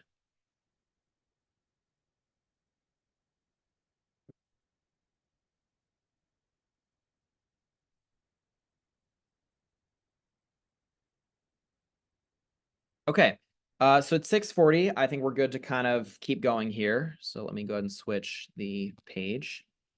All right, so part 2, bending. Okay, now when we talk about bending, an important thing to recognize is that we've already covered a little bit of, how bending problems start. Okay, so at the very start of the class, when we had discussed shear and bending moment diagrams, that is really going to be the first part of our discussion of bending. Okay, what we have learned though in our discussion of bending in the third part of the class is that we can obtain these diagrams through the graphical method. Okay, so it's very important that we're kind of familiar with how the graphical method works, and the way that we're going to go through that is with an example. So I'm going to use an example straight away on this one. Okay, so let's say that we have a beam like this, and the first step in your free response question, again, this is just based off of, and the professors are very transparent about this. If you ask them, they'll tell you, yep, this is always part 1 of your free response question. Okay, part 1 is going to be draw the shear and bending moment diagrams, but you don't want to waste time making cuts for all of your regions. Instead, you want to use the graphical method. So what is the graphical method? The graphical method is this idea of using differential relations, which I will write here. And it's this idea of using the differential relations to construct your diagrams without actually having to make any cuts. Okay, so if you do some differential analysis, you'll obtain these 4 equations right here. I'll go through each one quickly. The derivative of the shear force is equal to the intensity of the distributed load. So for example, in this region, the distributed load intensity is 2, or 2 pointed downward, so -2. Therefore, the derivative of my shear force is equal to -2. The derivative of my bending moment is equal to the value of the shear force. Jumps in the shear force are given by point forces, and jumps in the bending moment are given by couple moments. Okay, I'm not going to rederive each one here, but the derivations for all those are in the lecture slides. Ultimately, you don't need to know the derivations on the exam. You just need to know what the differential relations are. Okay, now with these differential relations, specifically with these ones right here, we can apply the fundamental theorem of calculus and obtain what are called the sort of integral forms. Okay, so if you do a separation of variables on this differential relation right here, you get VB equals VA plus integral A to BW dx. And then if you do this for the bending moment differential relation, you get this. Okay, now with all of these equations put together, we have this method of constructing shear and bending moment diagrams that saves us a lot of time. So this is what you're going to want to do on the exam. Okay. First thing to do, it would be to solve for the support reactions. But, okay, in this case, they are given just in the problem statement. Okay, very important that you read the problem statement carefully, guys. Okay, because in the problem statement, they might give you some clues or flat out might just give you the support reactions as they are here. Please, please, please do not solve for the support reactions again if they're already given. Remember that the exams are a time crunch, right? As we saw in the first midterm. Okay, so just make sure that you take into account everything that they give you in the problem statement. With the support reactions given, we can go ahead and draw the free body diagram. We can draw a free body diagram, maybe not super lopsided. Okay, so we have 20 kilopound feet. C is not a hinge. C is, I'm not sure what C is. Maybe in where I grabbed this from, it's meant to be used for something else. No, it'll be very obvious it was an internal hinge. And actually, we know implicitly that it's not an internal hinge, because if it's an internal hinge, this would be improperly constrained, right? Then we would not have enough supports, okay? So AY, we're told is 13 kilopounds, okay? And then because they're written as positive here, we're going to assume that they are going up. And of course, this is something that we could verify just by summing the forces.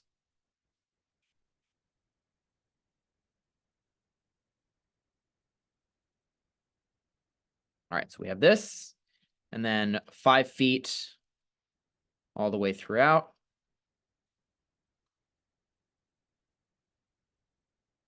Okay, so now we've got the free body diagram. Let's go ahead and start with the shear force diagram. Okay, so when you're drawing your shear diagrams, what you want to do is a few things. Okay, so we're going to say that the shear force is in kilopounds. We're going to mark points of interest. Okay, so I see that every time I have a change of loading, so I have something that happens at 5 feet, I have something that happens at 10 feet, and then I have something that happens at 15 feet. We're going to mark each one of those points. Okay, then we're going to go ahead and apply the differential relations. Okay, so we see that at the very left end of the beam, I have a couple moment, but the couple moment is not going to affect my shear diagram. So I'm going to ignore that and recognize that the shear force at the very beginning is just 0. Then we see that the next point of interest is at 5, but I have to stop before the point force is applied, okay, because I know that the point force is also going to produce a infinitesimal change, a discontinuous change based off this differential relation right here, okay? So what I need to do then is I need to apply the integral form for the shear force. What this says is that if I know one point, which in this case I know V0, I can go ahead and calculate this integral, and that will give me the next point of the shear force in the chain. Okay, so what we have then is V5 just to the left equals V0 plus integral 0 to 5 W dx. Okay, and since I know V0 is 0, then this integral right here is super straightforward to calculate because W is just constant. It's just 2 pointed downwards. So what I can do then is I can just take the bounds, right? The bounds is 5 feet, and multiply it by the distributed load intensity, which is -2 kilopound per feet. And that gets me -10 kilopounds. So then I can then go over to my shear diagram at 5 just to the left and go down here and say that this is going to be -10. And now I can connect them with a straight line because I'm integrating a constant function, which makes it linear. Okay. Now, once we've got that point taken care of, we see that now it's time to apply the 13 kilopounds. Okay. So the correct differential relation to use would be this one right here. It says that a discontinuous jump is given by just the value of the point force. So I can say V5 to the right equals V5 to the left plus the value of the point force. Very straightforward. So -10 plus 13 equals +3. So then I come up. Questions? Are we going to have to show that integration on the test? So on the test, let me see if I can remember the exact wording. I think it goes something like, justify all of your answers and explain how you're drawing your diagrams, okay? All of the calculations that I'm showing here, this would be sufficient to give you your points, okay? You don't want to just throw numbers out of nowhere. Now, if you're able to explain, we know that at V5, it's going to be, we know that at 5, it's going to be -10 because I'm going down 2 for each unit of feet. That's fine, but I think it's a lot faster to just make use of these equations and then get your answers numerically, okay? So it's up to you, right? I just present the method that I think is the most straightforward. Yeah, so the distributed load multiplying the load by length is sufficient, and that's exactly what we're doing here. We're taking 5 feet and multiplying it by -2 kilopound per feet. In this case, I write the integrals myself just to make sure that I'm taking into account the proper region. But if you went straight to this equation right here, you'd probably be fine. The important thing is you have to show your grader where everything is coming from. Okay. So we've got V5 just to the right. And then I see that I don't have anything interesting happening between 5 and 10, right? I don't have any distributed load, which means that if I were to apply my integral form right here, going from point A to point B, this integral would vanish. So then the two shear forces would be equal. So I'm going to do then is I'm going to stop at 10 feet and say that V10 equals V5 to the right, which is 3 kilopounds.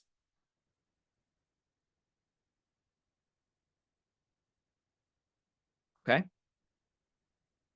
So we have this.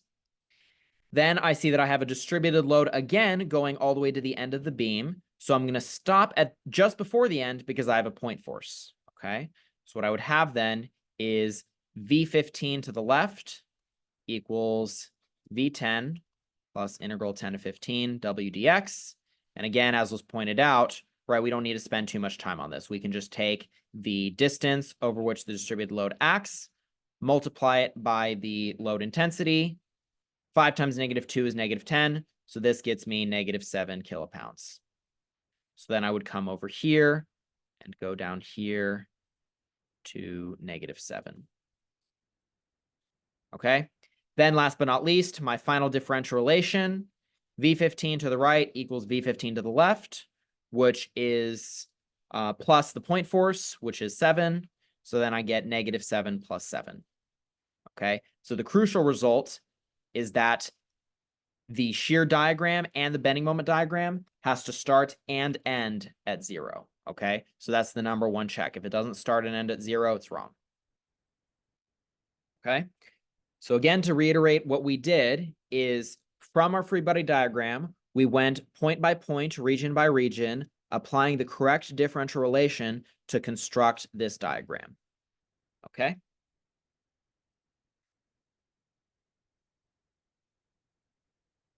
Question.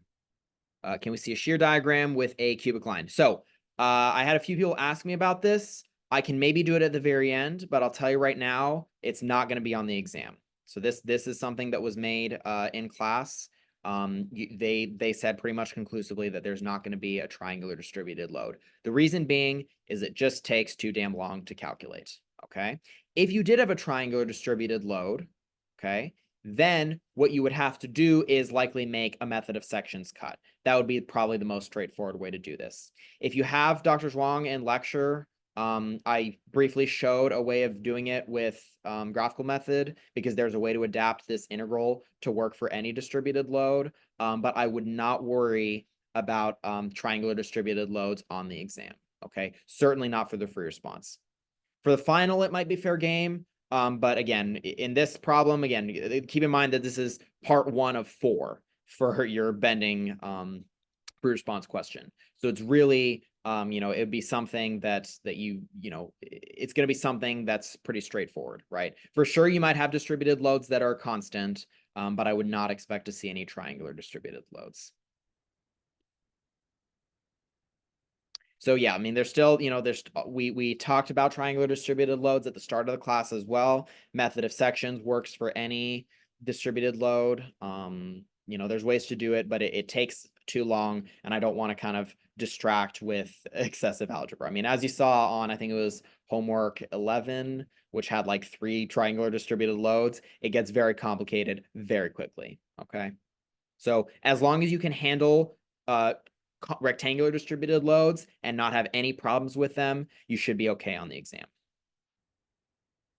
Does that answer your question? Okay. So, another question? Okay.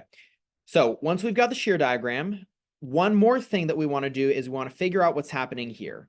Okay. So this point right here is a bit of a problem for us. The reason why is because when we go to construct the bending moment diagram, we're not going to rely nearly as much on what's happening in the free body diagram. We're still going to look at couple moments because couple moments produce jumps in the bending moment, but we're more interested in using this differential relation right here to figure out the bending moment diagram. And what our plan of attack is going to be to just take a bunch of integrals of the shear diagram, right? You know, integral A to B. At the end of the day, this is just areas under the curve, and these are all rectangular shapes.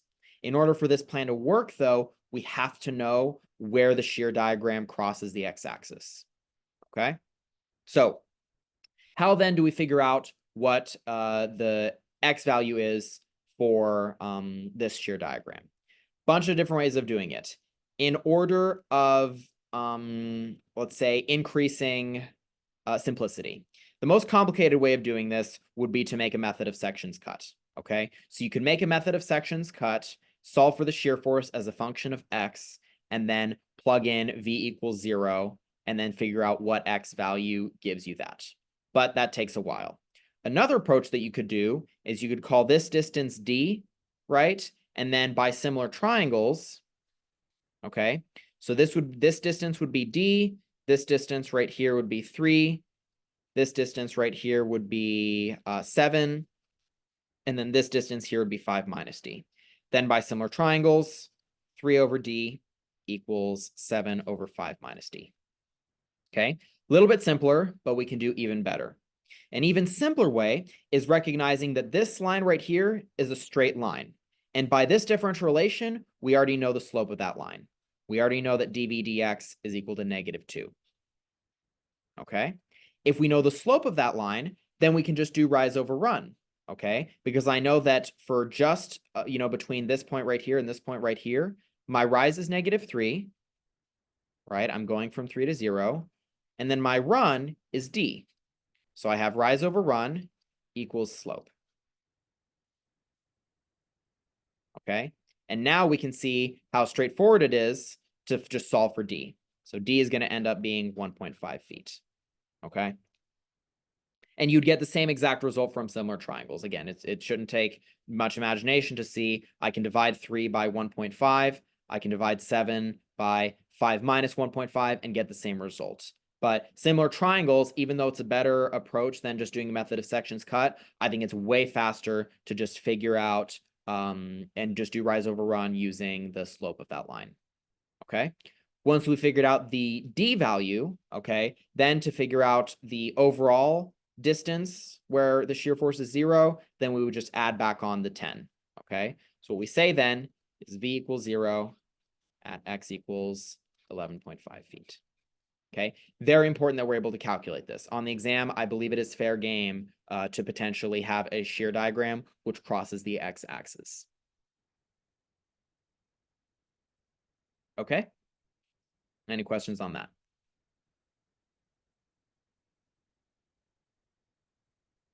All right, so let's go ahead and calculate the bending moment diagram now.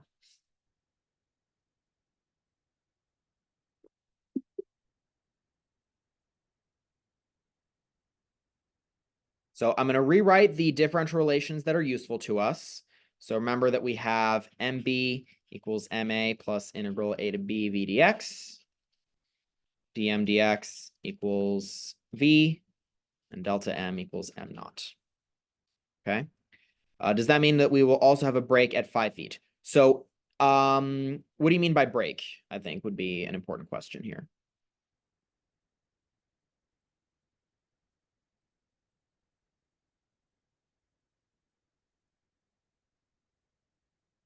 Maybe you can clarify that question for me.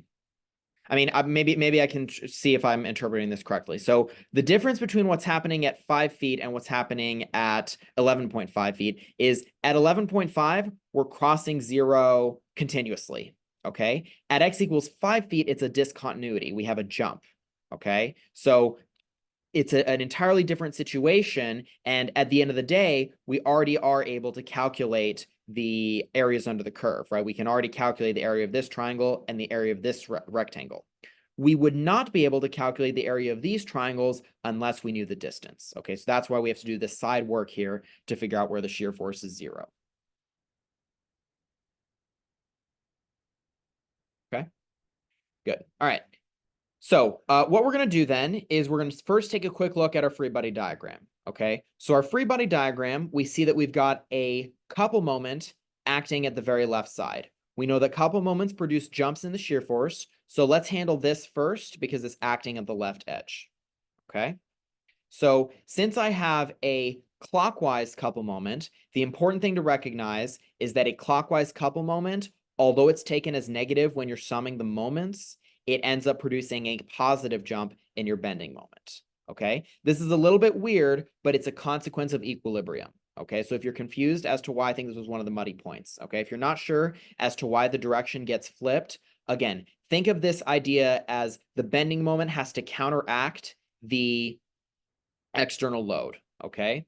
Which means that if we have a clockwise bending moment here, a clockwise couple moment here, it takes a counterclockwise bending moment, right? It takes something acting in this direction in order to counteract it, okay? A counterclockwise bending moment is positive, so that's why clockwise couple moments make the bending moment more positive.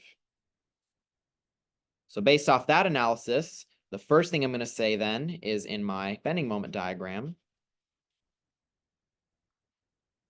we're going to say that M0 just to the right equals 20 kilopound-feet.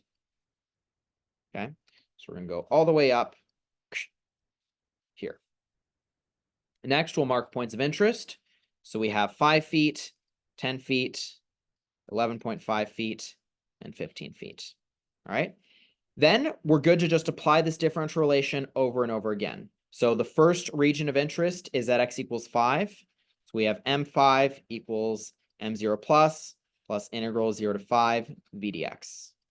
M0 plus is 20. Then for this area under the curve, this integral, I can just calculate the area, okay? So for a triangle, I have 1/2 times the base, which is 5 feet, times the height, which is -10 kilopounds. It's important that I use the negative here because it's below the x-axis.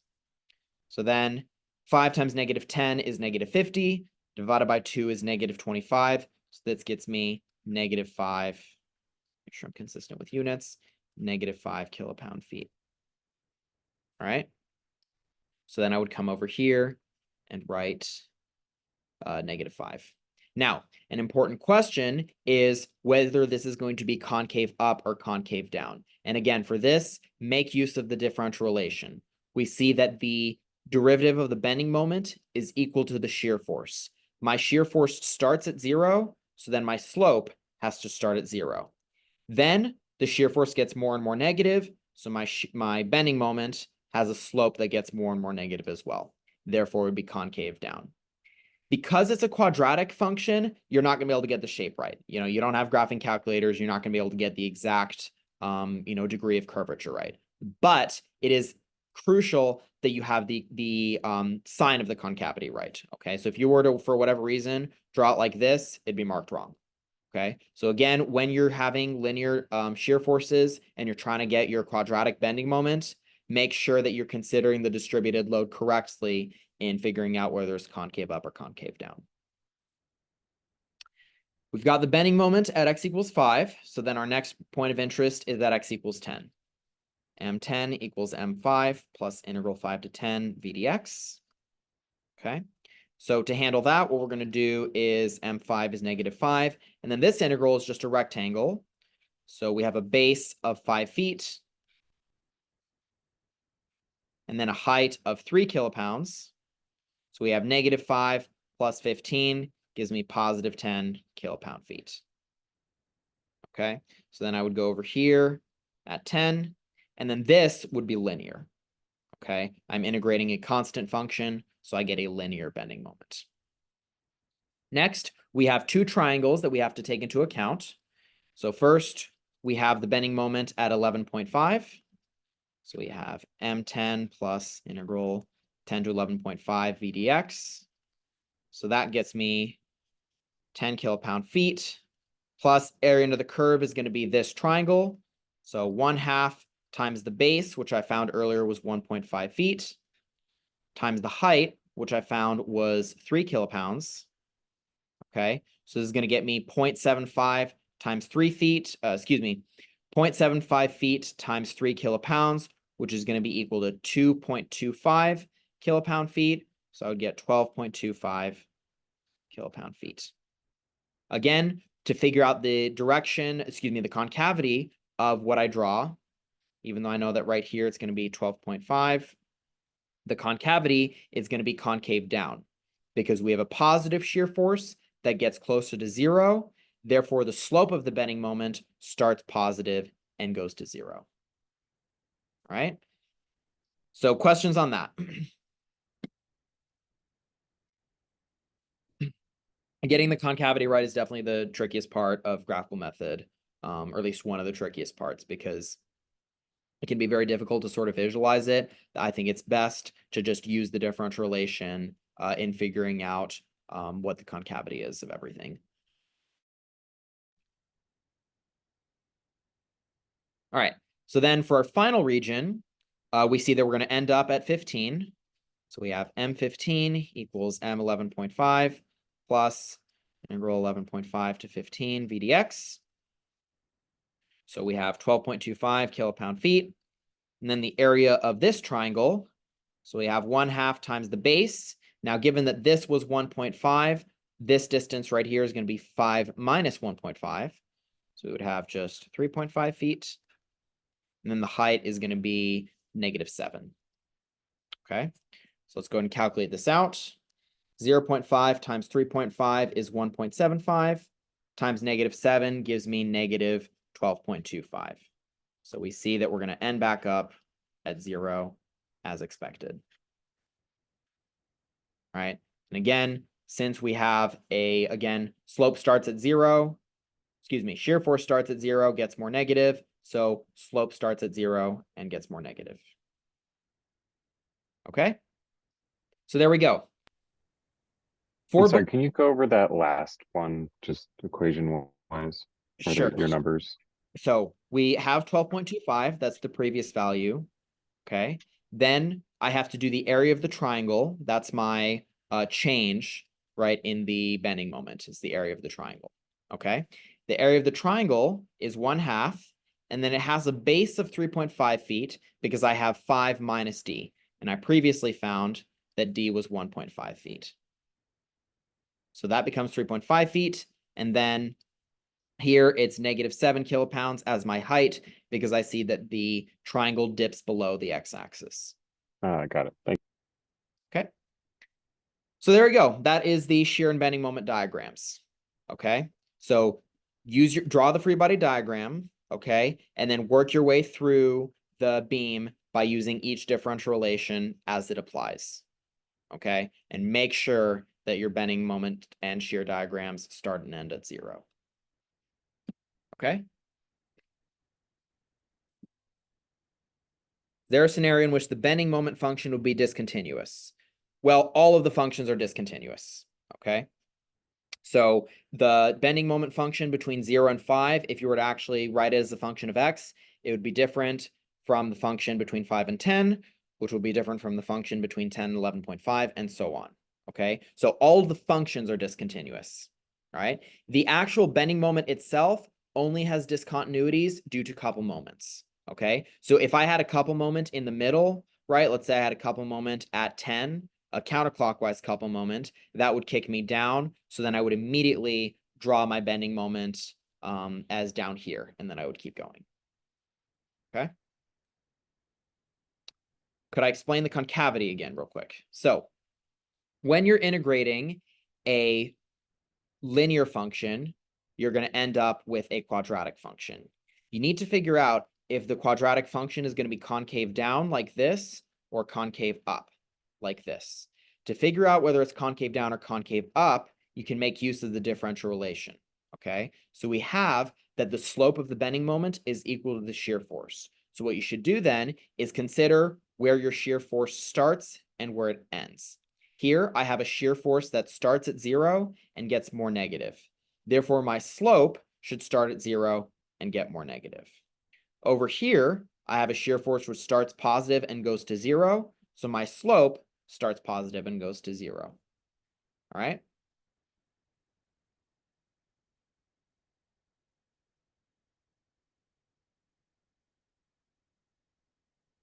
That answer your question? Okay.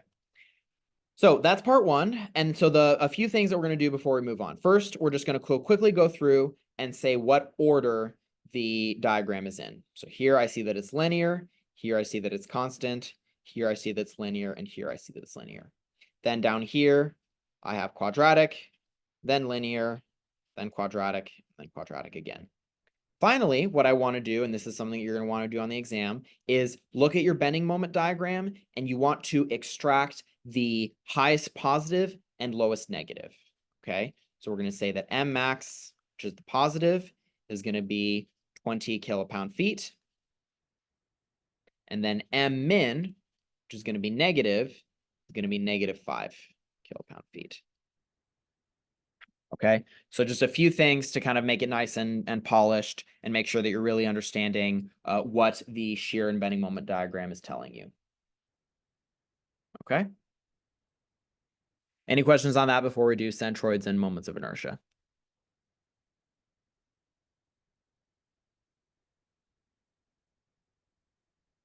For regions with no distributed load, the shear force would be a constant horizontal line and the bending moment will be linear. Yes, so that's what we have here. So between 5 and 10, I have no distributed load. So the shear force stays right where it's at. And then the bending moment becomes linear. Would we have to find the compressive and tension side with an equation like this, or with a question like this? So we're going to talk about that in a sec. Well, actually, we're going to talk about it a little bit later. But so tension and compression is based off of two things: the sign of the bending moment for that given cross section, and then also whether you're looking at the top or the bottom. Okay, so for any non-zero bending moment, you have both tension and compression in your cross section. To figure out which is which, we're going to talk about that. Okay, so stay tuned. All right, so we've got the shear and bending moment diagrams worked out. That's going to be your part one. Part two, centroids and moments of inertia.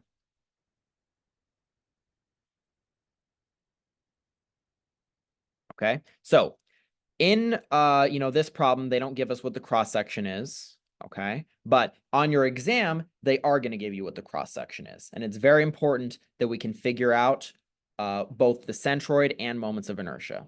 Okay, now I'm gonna do centroids pretty quickly here, but on the exam, it might be given to you. Okay, so let me see if I can pull up some shape here. I'm actually gonna go snooping in the textbook for this.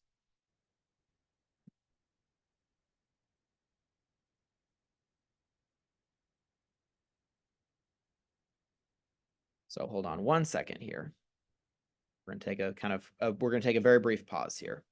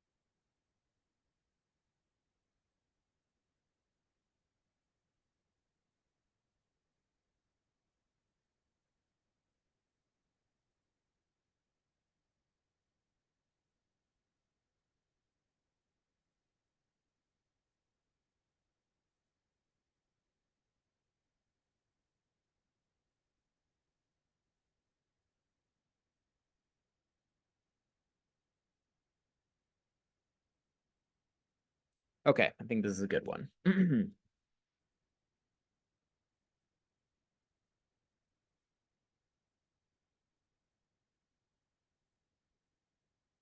Okay, so let's go ahead and kind of resume here, and let's go ahead and use this as our test case for centroids and moments of inertia. So to figure out the centroid, what you have to do is apply the following equation. Okay, so you're going to have a composite shape on your exam. Okay, and the way that you would figure out the centroid if it's not given to you is in the following manner. You want to break apart your composite shape into a set of regular shapes, rectangles, triangles, things like that. Okay, then what you can do is once you have it split up, so here we can see that we would split this up into maybe two shapes. All right, the centroid of the composite shape is y bar. That centroid is given by the sums of the area on the bottom. And then for this top term, what you would do is multiply each individual shape's centroid by its area, okay? And then add those together. That will give you the centroid, okay? So let's take a look at how that would work for this particular shape, okay? So for shape one right here, I would recognize that y tilde 1 is going to be just the height divided by 2. So I would take 0.1 meters over 2, so 0.05 meters. Okay. Next, we have that the area 1 is going to be just base times height. So 0.2 times 0.1 equals 0.02 meters squared. Then y tilde 2 is going to be the centroid of the top shape. And it's very important that I stay consistent. Okay. Doesn't matter if I define the centroids and all my distances with respect to the bottom or the top, but it does matter that I pick one and stick with it. So since I'm already defining it from the bottom, when I figure out my y tilde 2, I can't just divide 0.3 by 2. I have to then add on my 0.1, right? So this would be 0.15. To get the actual coordinate y tilde 2, I would have to add back on 0.1. So my y tilde 2 then would be 0.25 meters. Then my area 2 is just base times height. So we have 0.1 times 0.3 equals 0.03 meters squared. Okay. Then once I've got all those figured out, I can go and apply my summation. So I have y tilde 1 times a1, so 0.05 meters times 0.02 meters squared, plus 0.25 meters times 0.03 meters squared. All of that divided by the sums of just the areas. So 0.02 meters squared plus 0.03 meters squared. Okay, and we see that we get meters cubed on the top, meters squared on the bottom. So all of my units check out.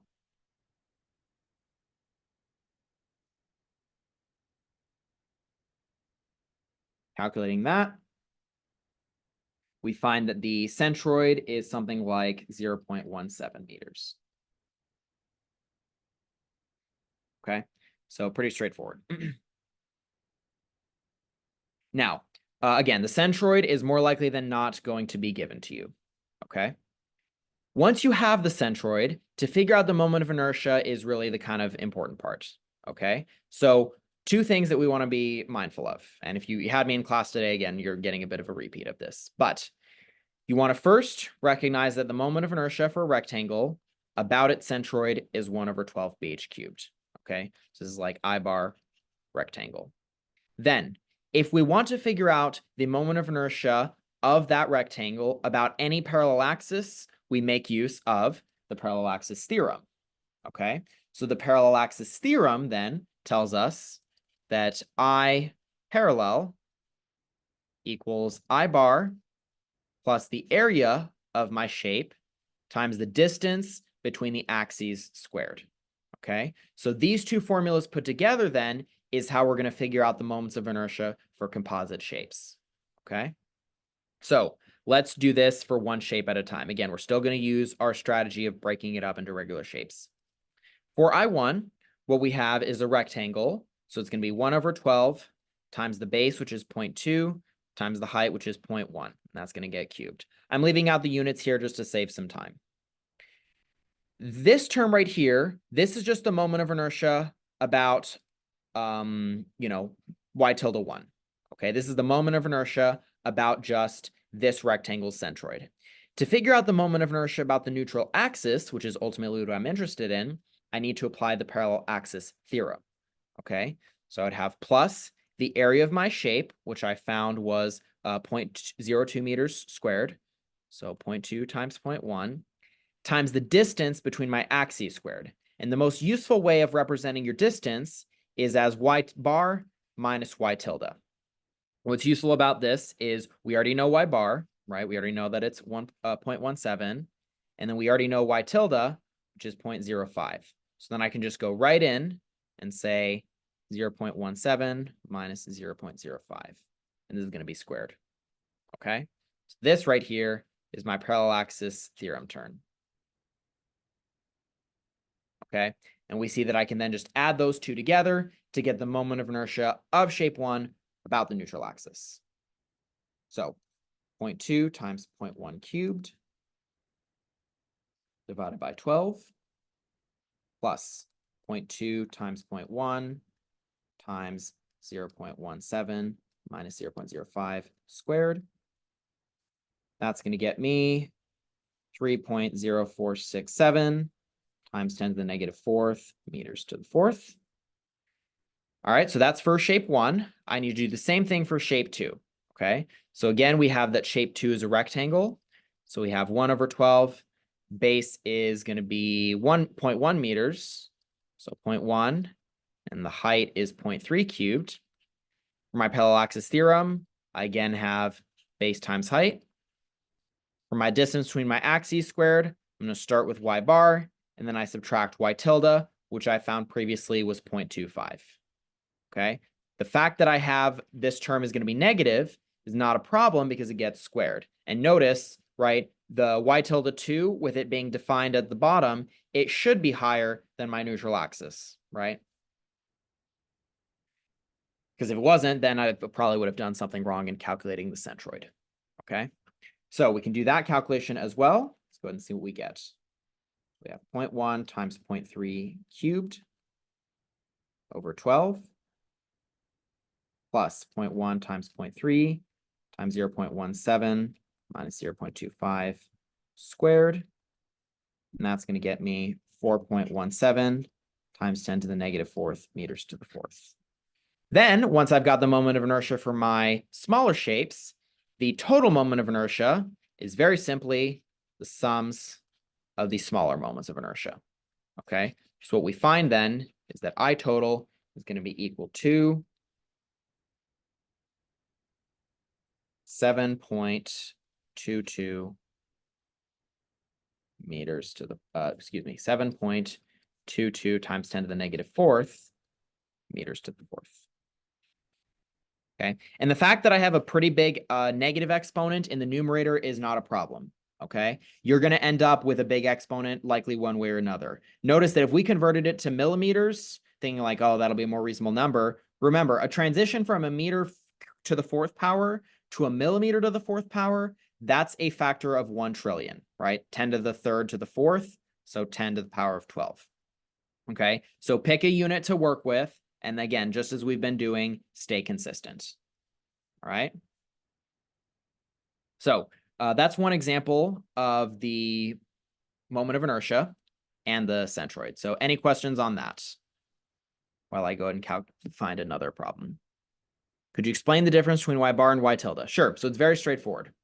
Y bar is the centroid of my entire shape, and therefore it's the neutral axis. Okay, what's important about the neutral axis is it's the point where the bending stress is 0.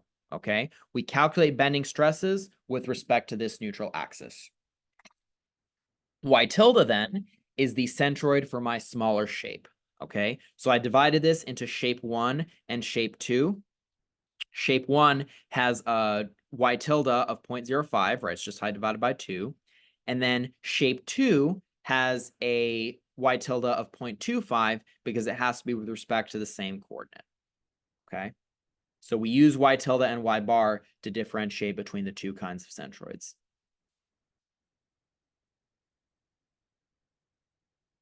Is there any way with honor lock to bring up a separate window that has a formula sheet to reference while we work? That would be a question for Professor Peralta. So, you know, I'm not sure how the exam is set up but that would be definitely a question that he can answer, or that he would know what the answer is. Okay. All right, so let's do another example. And what we're actually going to do is the next example, I'm going to put it in inches, and then we'll combine it with the results of our previous problem. And that'll take us to part 3. Okay, so there's going to be another pause here while I figure out another good shape.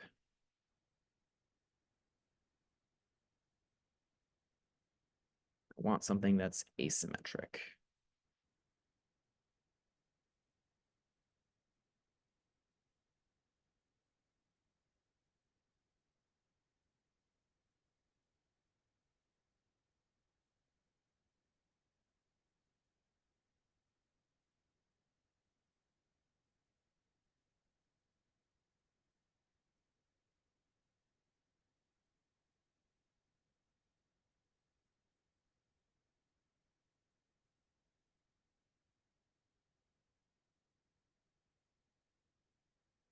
Okay, I think this is a good one.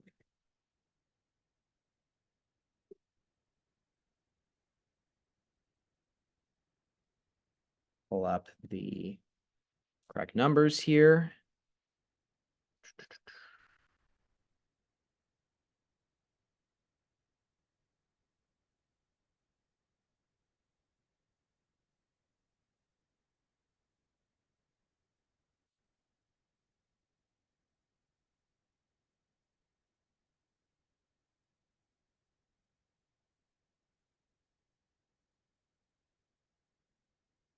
Okay, so let's go ahead and do another problem. Okay, and so let's consider for a second that this is the cross section for the beam that we analyzed up here.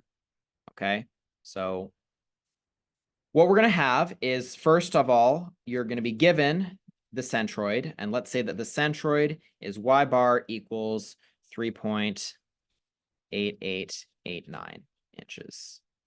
Okay, and so very important. And actually, when I say that this is the let's consider, it's not let's consider. When you actually calculate it out, it's going to be this value right here. Okay.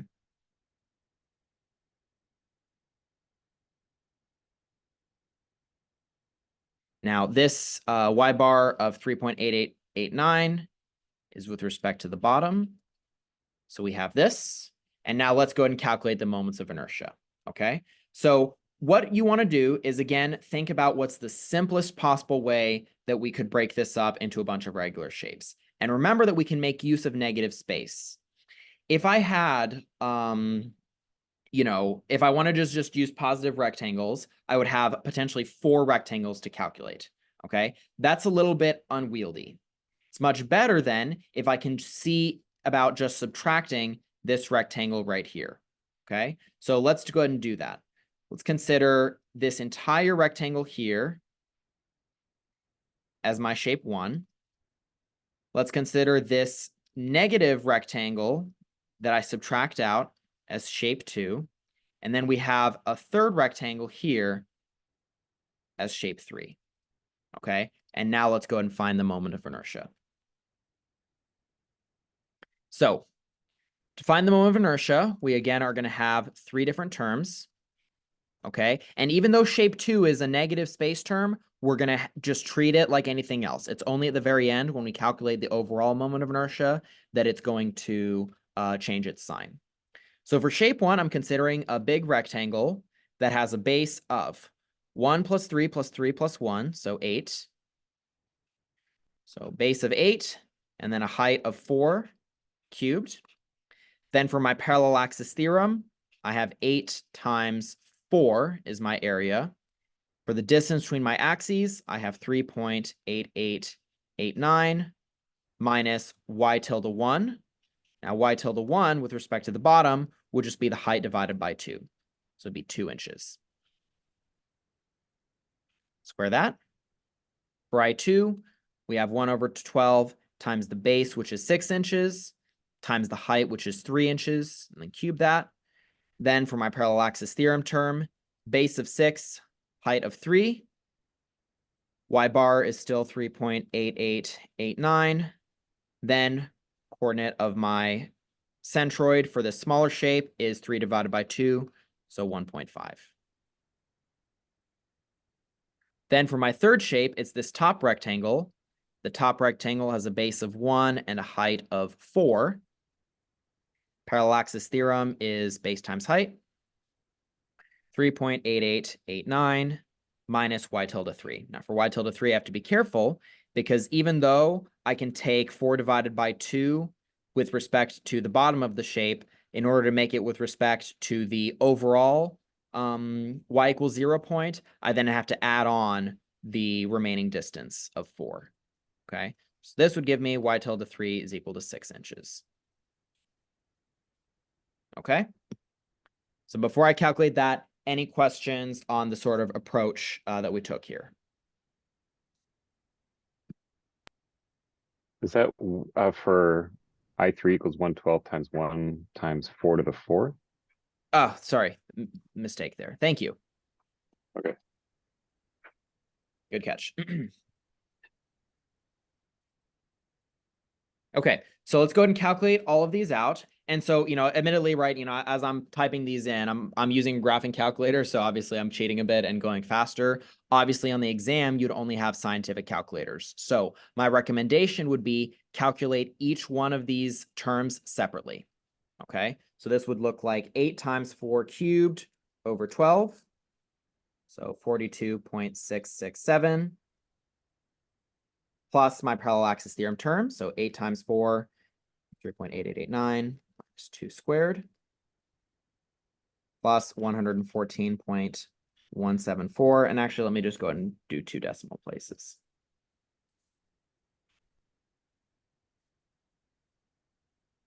Okay. Then for this term over here, 6 times 3 cubed over 12 is 13.5. Parallel axis theorem term is 6 times 3 times 3.8889 minus 1.5 squared. Gets me 102.723.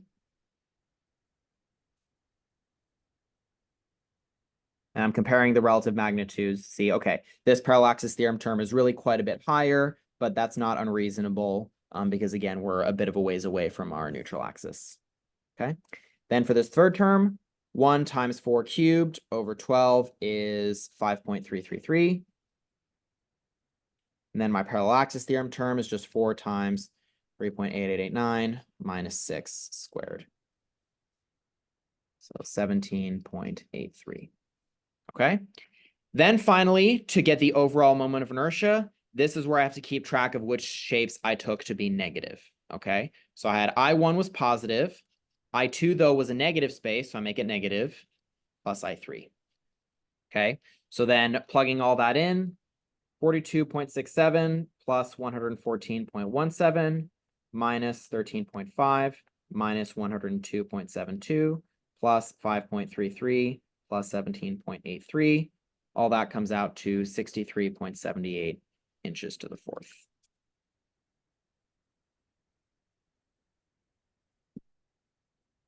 Okay.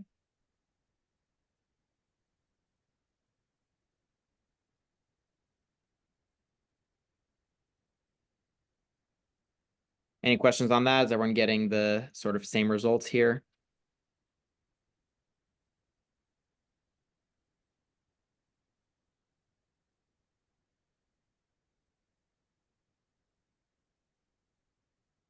Actually, hang on. I think I might have made a mistake somewhere.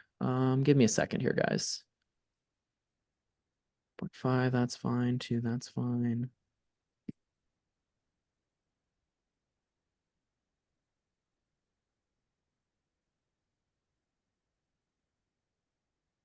Let me calculate each one of these guys separately.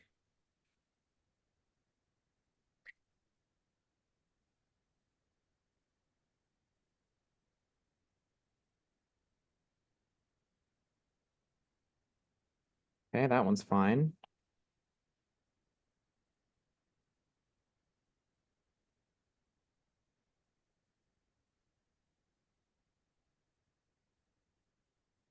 6 times 3 cubed. Feel free if someone is calculating this as well, let me know if I did it correctly. It's a little bit higher than what I should be getting.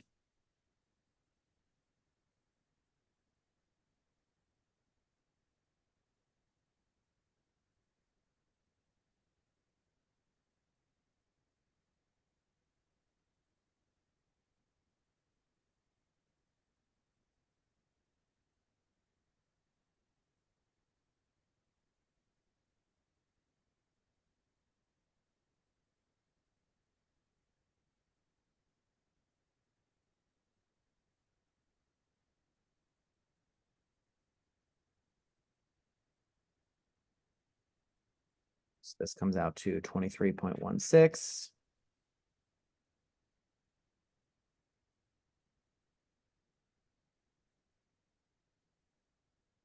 Okay, interesting. Well, that's what I'm getting, so I think we're gonna roll with it. Again, if someone sees a mistake in anything that I did, just let me know.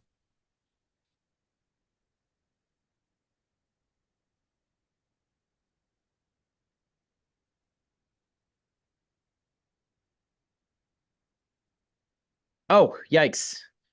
I wrote down the centroid wrong. Ah, big yikes. Okay, very sorry about that. So all we're gonna do is we're gonna just change those numbers here. Okay, that's a little embarrassing. Let's go ahead and quickly recalculate this. Okay, so this term is instead going to come out to only be 61 point, and actually that's why it seemed a bit high. So if you're looking and wondering why is my parallel axis theorem term so much higher, that's why. So 6 times 3 times 3.3889 minus 1.5 squared gives me 64.22. Finally, 4 times 3.3889 6 squared gets me, that one actually does end up being bigger, 27.27. Okay, so let's recalculate all of that. 42.67 plus 61.73 gives me 104.4. 13.5 plus 64.22 gives me 77.72. And then 5.33 plus 27.27 gives me 32.6. So then taking the relevant differences, get 59.28. Okay, I think that seems a bit better. Okay, so sorry about that. I just copied down the centroid wrong. But so at the end of the day, based on that centroid, again, for each shape, you have a term from it being a rectangle and a term from the parallel axis theorem, okay? So any questions on that?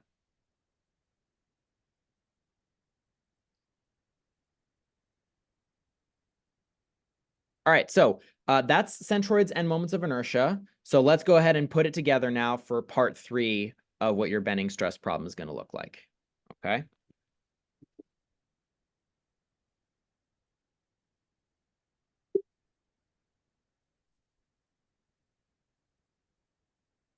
So we have the geometric properties, we have the bending moment diagram.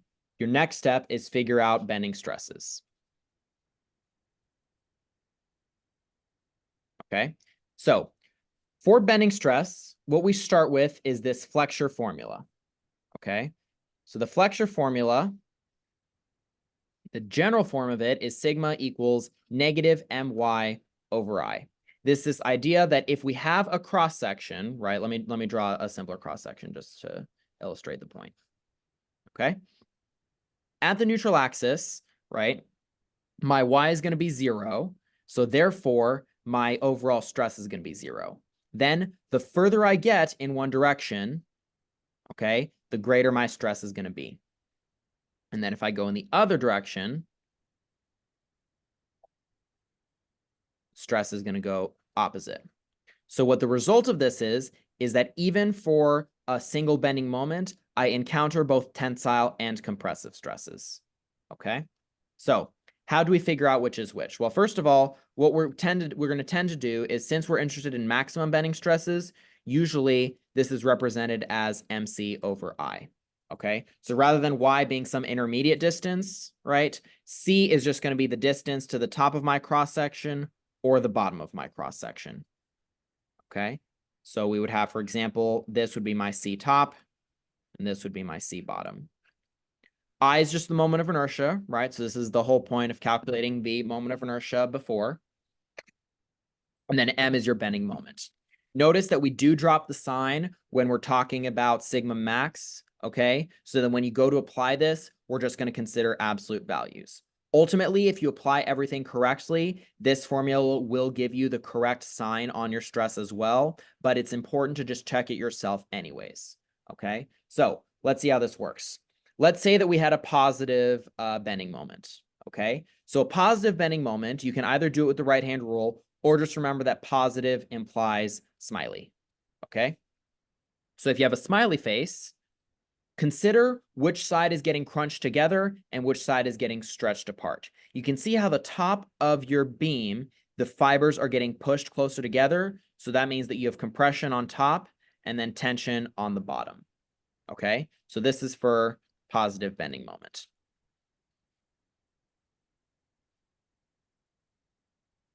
For a negative bending moment, again, negative, you can think of a frown, right?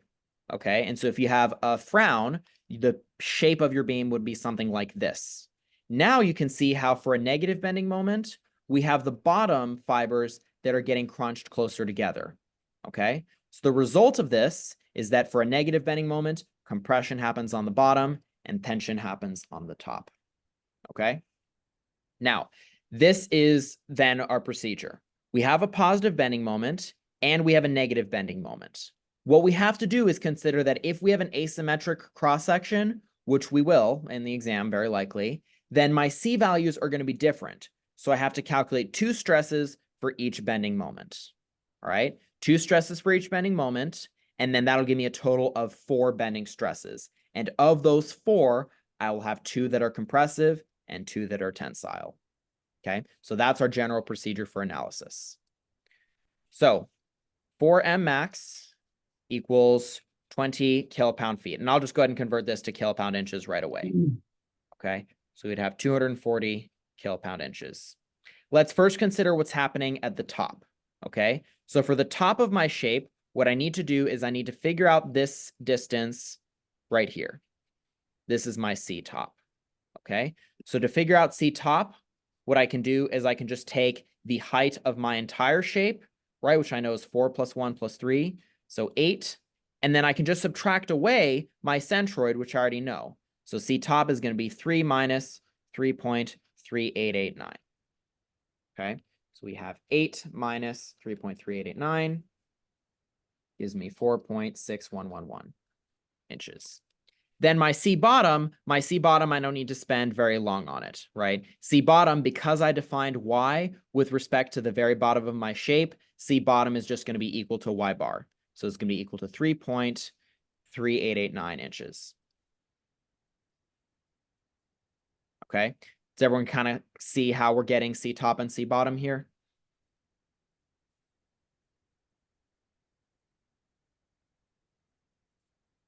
All right. So we have C top equals 4.6111 inches. C bottom equals 3.3889 inches. Okay, so for this positive bending moment, we have to check both sides. Okay, so let's look at the top first. Okay, sigma top is going to be equal to 240 kilopound-inches. That's my bending moment, times my C value, 4.6111 inches, divided by my moment of inertia. Okay, my moment of inertia I found was 59.28 inches to the 4th. Okay, so I can calculate this out. I'll have kilopound-inches squared over inches to the 4th.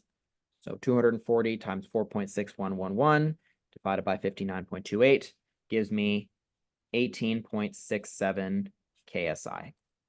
And then, Alan, yes. Is this sigma that you use in the left-hand side, is that the sigma fail or sigma allow? This is sigma max. So it's here. Let me do this. So if they give us like a sigma fail and give us a safety factor, would we plug in sigma allow in this bending stress equation? You would make use of the allowable design equation. Okay, so we're going to do an example of that when we do prismatic beam design, right? But just as a quick summary, remember you have to start with this general equation here. Okay, so you'd use this, and then the left side would become sigma fail over factor of safety. The right side would become MC over I. Okay, we're going to do an example of that in a second. So for this sigma top, once we've got the value written down, that's not enough. We also need to remember if it's tensile or compressive, okay? Since I was looking at the top and I had a positive bending moment, I see that this is going to be compressive, all right?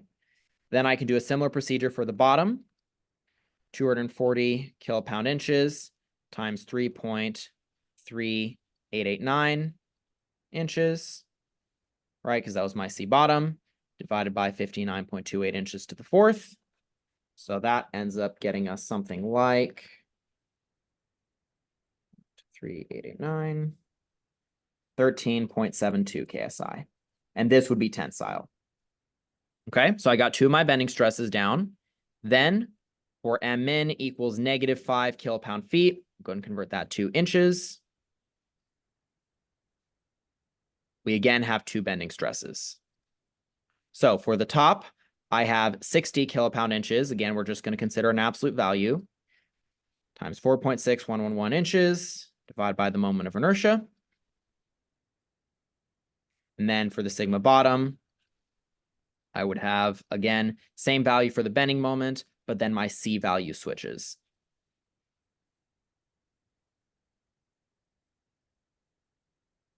Okay, so then let's go ahead and calculate those out.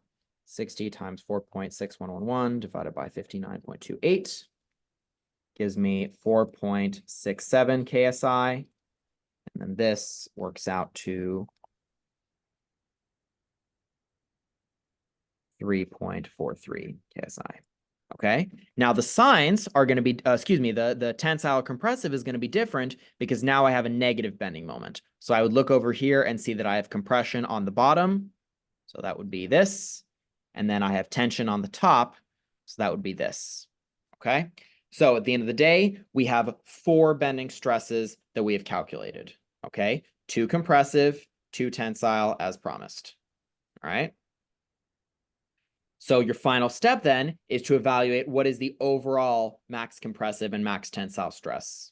Okay, so we see here that the max compressive stress is going to be 18.67. So sigma max comma C equals 18.67 KSI. And then sigma max T equals 13.72 KSI. Okay, in this case, because the max positive bending moment is so much higher than the lowest negative bending moment, right? The minimum bending moment, we probably could have gotten away with just calculating 2 stresses, right? You can see that it's probably going to be both the max compressive and tensile are going to happen with the 20 kilopound feet bending moment. But on the exam, it's entirely possible that these are much closer together. And especially if your C value is also potentially different, then you really have to make sure that you calculate all 4 of these bending stresses, okay? Because one bending moment might have the max compressive stress, but it could be the other bending moment that has the max tensile stress. Okay? So any questions on that? All right, so pretty much this, this would be your part 3 of your free response question on bending, okay? So again, step 1, get your shear and bending moment diagrams. Step 2, calculate your geometric properties. Step 3, put them together and figure out your bending stresses. And there might be some step 4 as well, some like part D or something that's just a very quick, okay, based off of these stresses, tell me something else. Okay, tell me if it's safe. Or maybe it's something else like, say, rotate the cross section. 240 came from, so we had 20 kilopound feet and then 20 times 12 is 240. So we're converting it to inches because I know that all of my other stuff is inches. Where was that calculation for the 20 kip feet and the -5 kip feet? That was from the bending moment diagram. Okay, so we did all of this work up, Oh, okay. right? Okay. And now we're using them along with our geometric properties to figure out our bending stresses. Where did we get the 4.611? Yep, that is the distance from the centroid, from the neutral axis, I should say, to the top, okay? So when you're calculating bending stresses, it's with respect to the neutral axis, okay? So then with respect to the neutral axis, our C top would be the overall height of the shape minus Y bar. And that's because Y bar was defined with respect to the bottom. If I defined Y bar with respect to the top, I would see that C top would again, it would still be 4.611 inches, okay? But I would just need to do C top equals Y bar. All right. Ultimately, the moral of the story is you have to be consistent in where you set your direction. Okay. Remind me how we distinguish whether it's tension or compression. So again, it depends on if you have a positive bending moment or a negative bending moment. If you have a positive bending moment, consider that positive is like a smile. And then once you have the shape of your beam written down, the side that's getting crunched closer together, right? So the bottom is getting squeezed. That's the side that's in compression. The other side is in tension.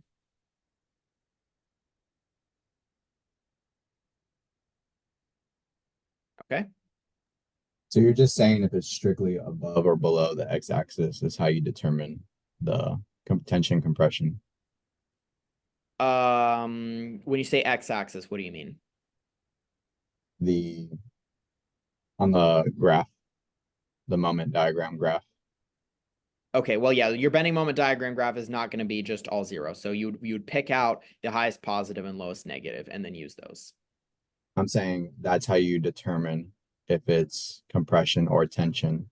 Oh, yeah. So if it's above the x-axis, it's positive bending moment. So then you would have this shape. And then if it's below the x-axis, you have a negative bending moment. So it's this shape. From there, whether it's tensile or compressive depends on where you're looking at. So again, we have this idea of going to both the top and the bottom of the shape. Okay. So it's really important that we, just get that correct based off of, what I've drawn here. Does that answer your question? I'm actually still a little confused too about that. Okay, so yeah, can you show can you see it from just where the moment is on the image of the shape? From the bending moment sign tells you whether it's like this or like that. Okay, so your first step is to figure out which of these two it is. Fair? Okay. Once you figure out which of these two it is, the side that's compressive or tensile is given by thinking about which side is getting crunched closer together. So if I have this shape right here, okay, the top is getting crunched together, right? And you can do this shape with your hand, right? Do that shape with your hand and you'll see how the top, your skin is getting, pushed together, whereas the bottom of your hand, your knuckles are being stretched apart. So that means that the top is in compression and the bottom is in tension for a positive bending moment.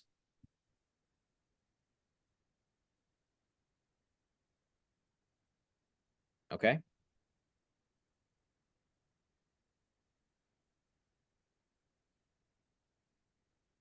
All right. So let's keep going. Another thing which is pretty quick to touch on in terms of bending is the notion of orientation of cross-section.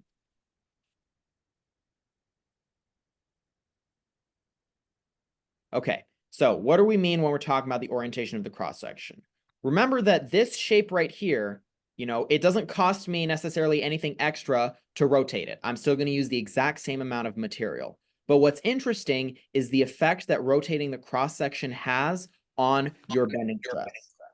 Okay, so what we're going to do is let's consider, an I-beam. I think this is a more common, this is a very common shape, and you might be wondering why are, bridges, why are I-beams used all over the place, and why are they oriented like this? Okay, let's consider two possible orientations. One is like this, and the other is like this. Okay, both use the same amount of material, but it shouldn't take much imagination to recognize that these two are going to have very different moment of inertias about this neutral axis. Okay, so which one is going to have a higher moment of inertia? Is it going to be shape 1 or is it going to be shape 2? Remember that a moment of inertia, just broadly defined, a moment of inertia is dependent on how far away the average material is from our neutral axis, okay? So which of these two orientations has more area further away? Shape 1 or shape 2? 1. Shape 1. Shape 1, exactly, okay? So if I look at shape 1, I see how the flanges tend to be further away from my neutral axis, so that's really going to kick up my moment of inertia. Shape 2, most of the area is concentrated already very close to the neutral axis, okay? So what this tells me is that I1 is greater than I2, okay? So what this means is, what if we recognize that just by orienting the cross-section, I can receive a much higher moment of inertia, what we typically do is we call this as the strong shape, and we call this as the weak shape. Okay, and obviously we would want to use the strong shape, because remember, sigma equals MC over I. If I can make my I higher without having to change any of my actual material costs, that's a great result for us because it means that it can support higher loads, or it ends up being safer. Okay, so on the exam, if you're asked about the cross section, again, especially if you're rotating it only 90 degrees, try to think about, okay, what orientation results in the average amount of material being further away? Okay, that is the orientation that results in the highest moment of inertia. Okay.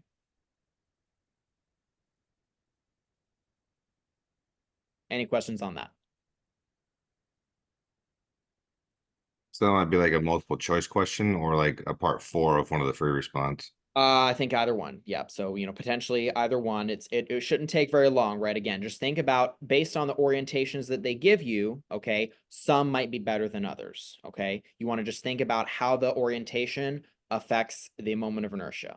Okay. Another thing to remember, right, is, although this is symmetrical, okay, if it were not symmetrical, okay, let's say I made this, a little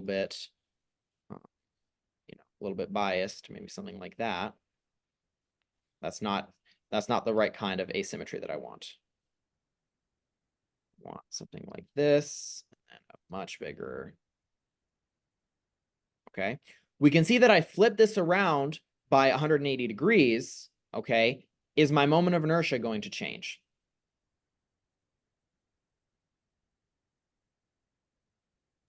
No. No, right? Because the average distribution of my area is still the same, okay? But it could affect some other things, right? Because remember, tension and compression, it depends on, where the placement of the neutral axis is, okay? How much stress I end up getting, okay? If compression is always happening on the top, okay, then if my neutral axis is closer to the top, I get a lower stress on the top, okay? So there's kind of two orientations to consider. Rotating it by 90 degrees, which will affect the moment of inertia, and then rotating it by 180 degrees, which would affect tension and compression, okay? So these are some of the things, and I'll return it back to a symmetrical shape here. Is tension and compression not affected when rotating by 90 degrees? It is as well, but as far as which one ends up being greater, right? If you have a symmetrical shape, it would not be affected.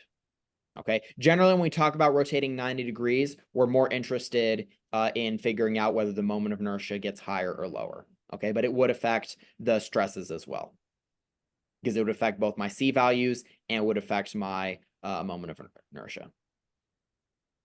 But rotating it by 180 degrees, that only affects the stresses. It doesn't affect the moment of inertia.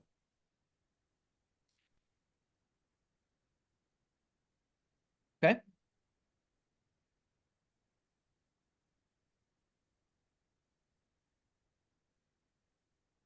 All right. So the next topic that we're going to talk about, and this is something that I think a lot of people wanted, is prismatic beam design. Okay, so this is kind of, you know, going into the allowable design aspect of bending. Okay, so we know that we have this flexure formula that sigma equals MC over I. And what we're going to do is we introduce a new parameter, which is defined as the moment of inertia divided by C. This is called like the section modulus. Okay, now once I make this substitution, what I get is sigma equals M over S. All right, and with it written like this, now is a good time to bring in my allowable design formula. We have sigma allow is greater than sigma max. All right, sigma allow I can maybe write with a factor of safety with respect to the failure stress. So then I would have sigma fail over factor of safety equals M over S.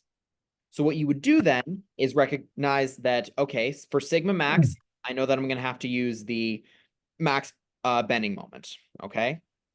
And what this turns into then is the S that I have left turns into an S required, okay? So for example, if I'm given the failure stress and the factor of safety, and I figure out what the maximum bending moment is, then I can go ahead and calculate the required section modulus, okay? So for example, the, you know, S required might be, you know, greater than 1,000 millimeters cubed, okay? Something like that. Now, once you've got your required section modulus, we have this idea of selecting the lightest shape, okay? The lightest shape so that S is greater than S required, okay? So then what you would do is once you figure out your S required, now you run to the tables, okay? So this is something that's in your textbook, right? These are the appendixes that have a bunch of different shapes, which already have the section properties calculated for us, okay? So then based off of my tables, I can then pick a particular shape for the situation that I'm designing, all right? So that's kind of a you know, theoretical framework, and it's difficult to explain what I really mean. So let's go ahead and bring in an example.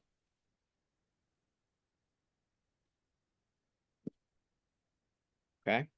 So what we're going to do is we're going to select the lightest W360 shape. Okay. Sorry, it's Appendix B, not Appendix C. That can safely support this thing right here. Okay. So for prismatic beam design, your first step is, remember, if we have you know, this equation right here, we got to figure out the maximum bending moment is. That's not super straightforward. Okay. So what we're going to do then is first we're going to consider drawing the bending moment diagram. Okay, so we'll go ahead and draw the free body diagram first. And this is actually good because it'll be more practice with shear and bending moment diagrams. When you go to actually calculate the support reactions, you'll go ahead and find that the left has a support of 55 kilonewtons and the right has a support of 155 kilonewtons. Point force here. Okay. So let's go ahead and draw the shear and bending moment diagrams, and we're going to go a little bit faster here just so that we don't run out of time. Okay. So we have that we start at 0 and then go up to 55. Okay, so V0 plus equals 55. My next point of interest is V4 to the left of the point force. That's going to be 55 minus 40 times the distance over which it acts, which is 4 meters. So that gives me 55 minus 140 times 4, so negative 105 kilonewtons. So I go all the way down here to negative 105. Then I have a jump of positive 155, so that takes me up to positive 50. Okay, so I go straight up to positive 50. Then I go directly across because I don't have any distributed load. And then the 50 kilonewtons kicks me back down. Okay, so not as much work shown here, but you know, again, for each one of these regions, I'm still using my differential relations. Okay, next we want to figure out what this distance is right here. Remember that we can just do slope equals rise over run. My slope is the distributed load intensity. So slope equals rise over run. And I'll find that D is equal to something like 1.375. So V equals 0 at X equals 1.375. Okay. Next, let's get our bending moment diagram going. Okay, so I don't have any couple moments here. That makes my life a bit easier. Okay, so to figure out the bending moment, I recognize that I'm going to start at 0. My first point of interest is at the point where the shear force is 0. So I have M 1.375 equals 1/2 times base times height, which that gets me something like 37.81. Is this going to be concave down or concave up? Concave down. Concave down, very good. Okay, so we'd go like this, right? Because we have a positive shear force that goes to 0, so my slope should start positive and go negative, right? Then our next point of interest is at 4. So M4 equals 1/2 times the base, and the base is just going to be the difference between 4 and 1.375, times the height, which is negative 105. And this, I will find that it's something like, well, actually, what I really need to do. So M4 equals M 1.375 plus this term. So I have 37.81 plus all that. And that gets me something like negative 100 kilonewton meters. Once again, it's going to be concave down because, whoops, let's do that in red. It's going to be concave down because I have a 0 shear force that goes more negative. So I have a slope that should start at 0 and get more negative as well. Okay. Then finally, at X equals 6, we have M4, which is negative 100, plus area under the curve. Base is 2, height is 50, so that goes to 0. Okay. So what we have then is we're going to see that we have a max positive bending moment. So M max equals 37.81 kilonewton meters, and M min equals negative 100 kilonewton meters. Okay. I know I went really fast on that, but are there any questions or confusions on how we obtain this bending moment diagram?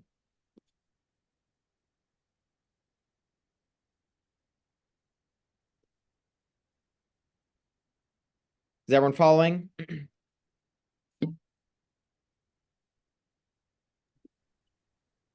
The slope for where you got D equals 1.375, what was it? 40 equals 55 over D? Yep. So remember, this is the idea of using slope equals rise over run, right? So I have a slope of 40, actually, negative 40, but then this is negative 55. So do you see how the slope of this line is negative 40 because it's 40 kilonewton per meter going downward? I see. Okay, yeah. And then my rise is negative 55. So then I just go ahead and solve for D right here. Okay. Yeah, crucial that we do that in order to get the bending moment diagram. Okay, so we've got our bending moments here. And in this case, because we're not differentiating between compressive and tensile, then we can just use the absolute maximum between these two. Okay, so what I'm going to do then is I'm going to design with M equals negative 100 kilonewton meters. Okay.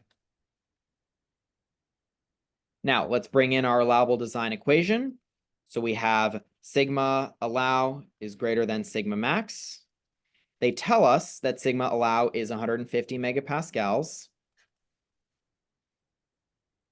And this has to be greater than MC over I, or using the section modulus, 150 megapascals is greater than M over S.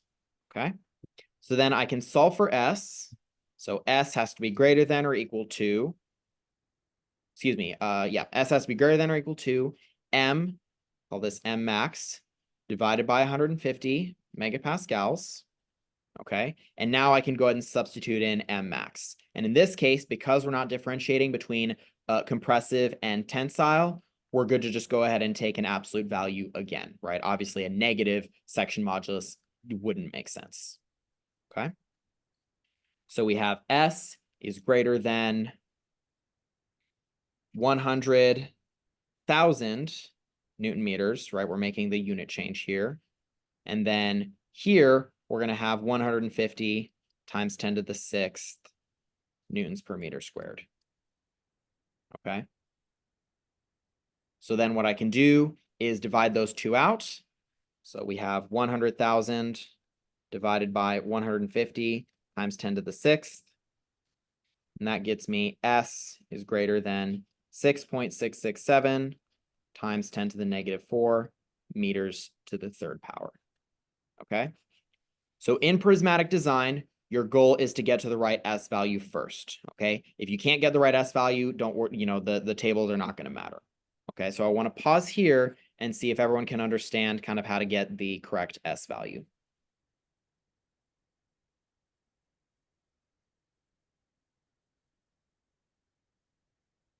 Where did we get the S is greater than or equal to a max over 150? So we started with sigma allow is greater than sigma max. We're given the allowable stress, so that goes in there.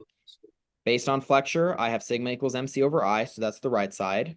And then I make the substitution that the section modulus is I over C. Okay. Then I go and make that substitution. So 150 is greater than or equal to M over S. And then I solve for S to get this relation right here.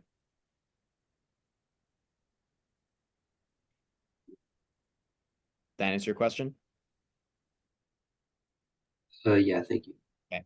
Someone asked, besides points of interest on the original diagram and points of intersection on the shear diagram, what other points should we consider? What other reasons should we consider? If there's a couple moments. So that's pretty much the only thing. So if I had a couple moment acting in here somewhere of like 500 kilonewton meters, okay, I would need to stop at this point and then take into account the jump before I move on to the next region. Does that answer your question?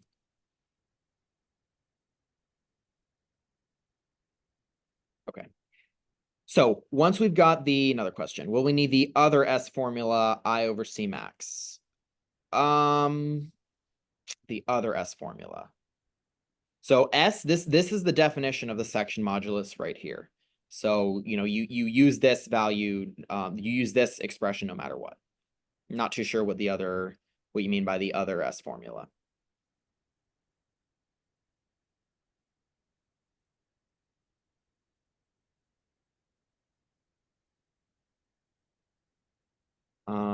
M max over stress versus, okay, this expression here comes from applying S equals I over C. Okay, so you get one by using the other. Okay, we have this, we have sigma equals MC over I, we have the definition of the section modulus as I over C, and we have an allowable design inequality. When you put all those together, that's what puts you at S is greater than M over sigma. Okay, so once we've got S and we're comfortable with that, now let's bring in the tables. Okay, so we want to approach this very carefully. Let me pull up my appendices. And we're looking at, remember, we're asking for W360 shapes. Okay, so let me pop in the table.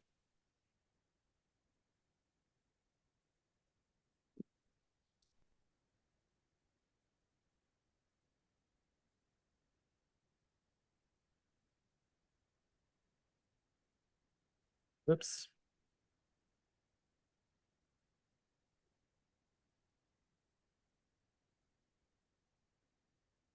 Okay, so how do we read the tables? So we talked about this in class, but just as a quick refresher, first thing we want to do is recognize that in this class, we're pretty much always looking at this column right here. Okay, that's S. R is your radius of gyration. That's used more in dynamics, right? So I think that was a muddy point. So the moment of inertia can be expressed as a k squared. Okay, k is your radius of gyration. Okay, that's another way of saying if I reduced my shape to a ton of area at a specific distance, that distance would give me the same moment of inertia, okay? But this is used more in dynamics, but just so you know, that's what this R value corresponds to. I is the moment of inertia, so we're given the moment of inertia for that shape. And then we're given the area, and then we're also given this right here, okay? The second number, when you're talking about the designation, that's your weight, okay? So you want the shape that has the lowest weight or the lowest area, right? You know, area corresponds to weight in this case. You want the area that has the lowest weight while still satisfying your S inequality, okay? So what we're going to do then is we're going to look for values that have something similar to this, okay? The first thing we see is that this table is expressed in units of 10 to the third, and it's expressed in terms of millimeters cubed. So this is not going to work. What I'm going to do is I'm going to say that this is S is greater than 0.667 times 10 to the negative third meters cubed, or S is greater than 0.667 times 10 to the sixth millimeters cubed, right? 1 meter cubed is equal to 10 to the ninth millimeters cubed. So I can just switch that in there and get a value that's more user-friendly. Then I can rearrange this around, and I want the 10 to the third hanging. Okay, I want S is greater than 667 times 10 to the third millimeters cubed.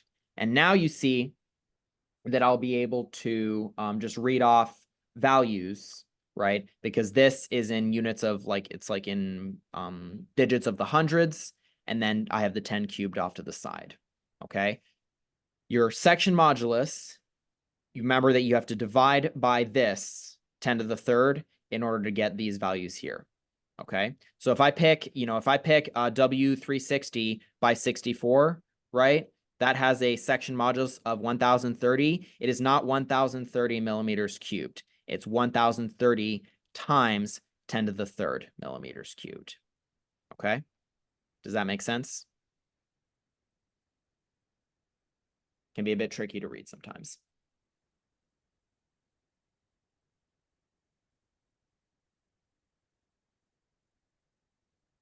So once we're looking in the right place, now in this case, they tell us that we're just looking at W360 shapes, okay? So I look in, this region right here, and what I'm looking for is the shape that just barely satisfies this inequality. So I look and see, okay, 1280, that's too much, 1030 too much, 894 too much, 7094 too much, 6088 too much, but then 578 is not enough, which means I cannot use W60 by 39. I would instead go to the next highest one and see that I would select W360 by 45. Okay? With S equals 688 times 10 to the third millimeters cubed. Okay? So that's how you read off tables. Okay? You're looking for the lowest, the lightest shape that still satisfies your inequality. So then is that just slightly above a factor of safety of 1 if you're just barely going above what you calculated? Correct. So in this case, though, you have to be careful. Actually, I'm going to amend my statement. No, we don't know anything about the factor of safety. Because remember, what we worked with was a sigma allow. So they've already applied a factor of safety for us. Okay. If the sigma fail was 150 megapascals, that's where your factor of safety would be very close to 1. Got it. Thank you. Okay. And then Pranjal, yes, obviously your tables would be provided. Yeah. Okay. So, but this is a very simple example. Okay. Let's spice it up a bit and let's say that it's not just W360 shapes. Okay. Select any shape.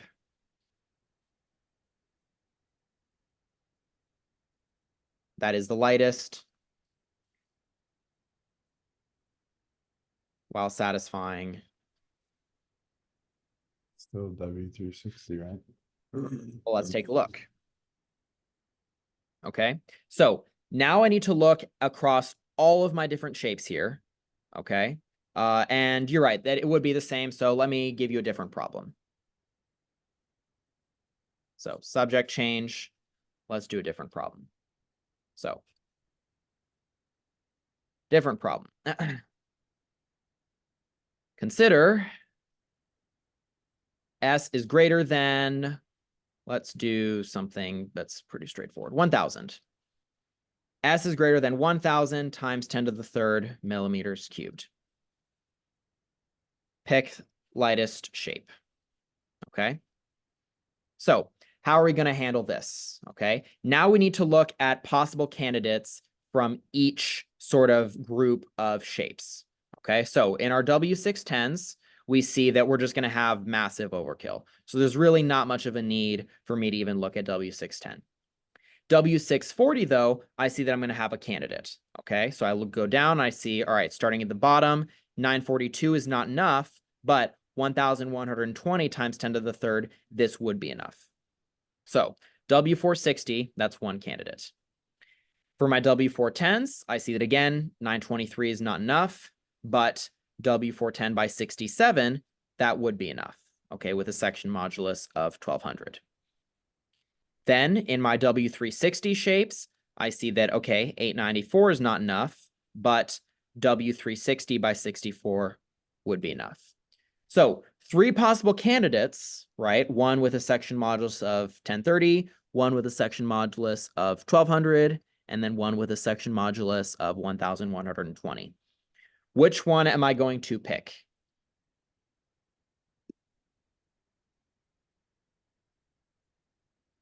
Any ideas, right? Remember what we use as the deciding factor. 460. The 460, very good, okay? We would pick the 460 by 60 because remember, the second number here is the weight, okay? And this actually is a very interesting result. Even though the W460 by 60 is lighter than W360 by 64, it actually has a higher section modulus, so it's even more resistant to bending. Okay, so this is actually the best of both worlds. Not only do I get an even better section modulus, but it's also the lightest shape. Okay, so the point to be taken away here is when you're trying to decide between the 3 of these, you're no longer looking at the section modulus because you've already established that you have the minimum weight required within each category that still satisfies your inequality. Instead, to break the tie, you're going to look at the second number, which is the weight. Okay, if you look at the area, you'll get the same result, right? So if I look at the areas, I see 7,500, 8,500, 8,100. W460 by 60 still wins out. So we would select W460 by 60. Okay, so that's how you read tables. Any questions on that?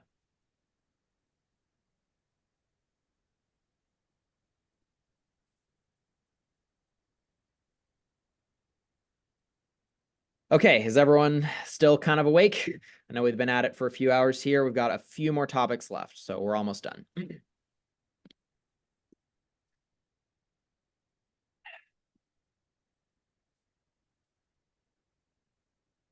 All right, so one kind of quick topic before we move on to deflections is reverse engineering. And I'm not going to spend more than like 5 to 10 minutes on this, okay? So what is reverse engineering? Reverse engineering is just the idea that if given shear and bending moment diagrams, you can deduce the loads, okay? So you can deduce the loads and draw a free body diagram, okay? So this is actually a very straightforward type of problem. It's actually a great candidate for a multiple choice question, okay? So, it might be asked on midterm 2, it might be asked on the final, okay? So to do this, I'm just going to go ahead and pull up a solved shear and bending moment diagram, and let's see if we can figure this out. So let's take a look.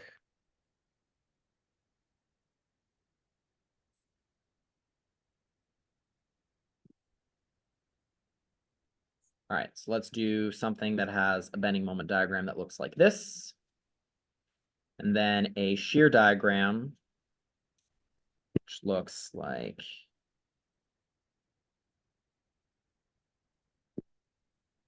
this.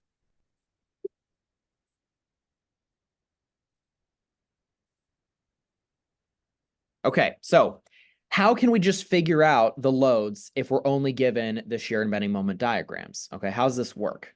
Well, we're again going to use the same principles that we could use to draw these diagrams in the first place. We're going to use the differential relations, okay?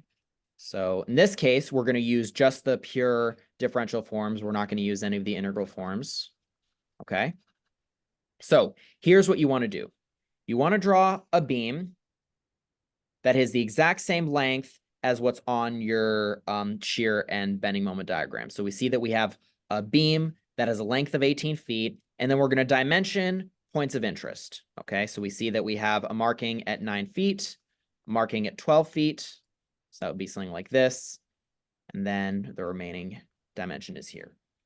Okay, so what you want to do is work through each differential relation because each one can tell you something about a particular kind of load. For example, let's consider this differential relation. Jumps in the shear force are given by point forces. Well, I can see that, all right, looking at my shear diagram, I have a jump from 0 to 26. Okay, so what I would do then is I would just go over here. This is 26 kilopounds. Then I go over and see, okay, at x equals 12, I have a drop from 8 to -4. That's a difference of 12 downward. So then over here, I would say that this is 12 kilopounds. All right. Then finally, all the way at the very end, I have to return to 0. So I have a jump from -4 to 0. Okay, so this would be 4 kilopounds. All right, that's one differential relation down. Next, jumps in the bending moment are given by couple moments. So we see that I have a jump from -153 kilopound feet all the way to 0 kilopound feet. Okay, that has to be due by a couple moments. So the question is, which way is this couple moment going to be drawn? Is it going to be drawn counterclockwise or clockwise? Right, and remember Counterclockwise? What's that? Counterclockwise, right? Good, counterclockwise. Okay, so we would have to draw it as counterclockwise because a counterclockwise couple moment kicks my bending moment down. Okay, so I would have 153 kilopound feet here. Okay, I don't have any other jumps anywhere in my bending moment diagram, so I'm good with there. This differential relation right here is not super useful. I mean, if we had a triangular distributed load, maybe, but the more important one is right here, okay? Because we see that if we have any regions in our shear diagram that are linear instead of constant, those have to be due to distributed loads, okay? So I see that between 0 and 9, I have a drop of 26 to 8. That is going to be due to a distributed load. So I can recognize then that the slope of this line, again, it's just rise over run. So my rise would be 8 minus 26. And then my run would be 9 minus 0. So this would be -18 kilopounds over 2 feet. So then my W is -9 kilopound per feet. So then I can go over here. And for the first 9 feet, excuse me, I don't know why I wrote -9. It's -2 kilopounds per feet acting over 9 feet. So then we have this. Okay. And there we go. I've now accounted for all of my loads. Now, how do I know that this is really correct? Well, this is just a free body diagram, and I know that the free body diagram has to satisfy equilibrium.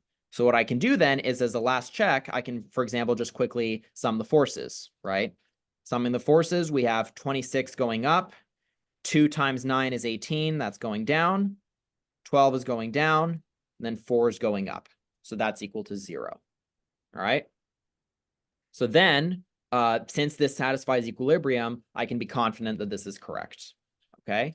So really on an exam, guys, don't spend longer than a few minutes if you have a multiple choice question like this. Just write down your differential relations and go very quickly through each one, right? Deducing the attributable loads. Okay?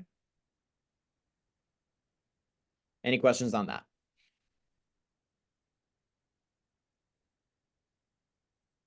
And actually, just for the fun of it, I can go ahead and show you the original diagram that this was derived from, at least the original loading, we'd see that we did pretty well, right? So we have a clamp at A, right? That clamp would provide a couple moment and a point force. We correctly got the 12 kilopound force at x equals 12, and then the roller support at the very end. Okay, so a pretty simple topic, but easy points on an exam, especially for the multiple choice. Okay.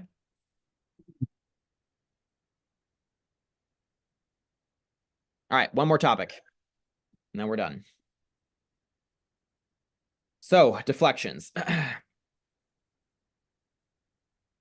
Now, as we talked about at the start, you're not going to have statically indeterminate structures which require you to do deflections. Okay, so what we're just going to talk about today is the two very basic methods for figuring out deflections of beams: method of integration, then method of superposition.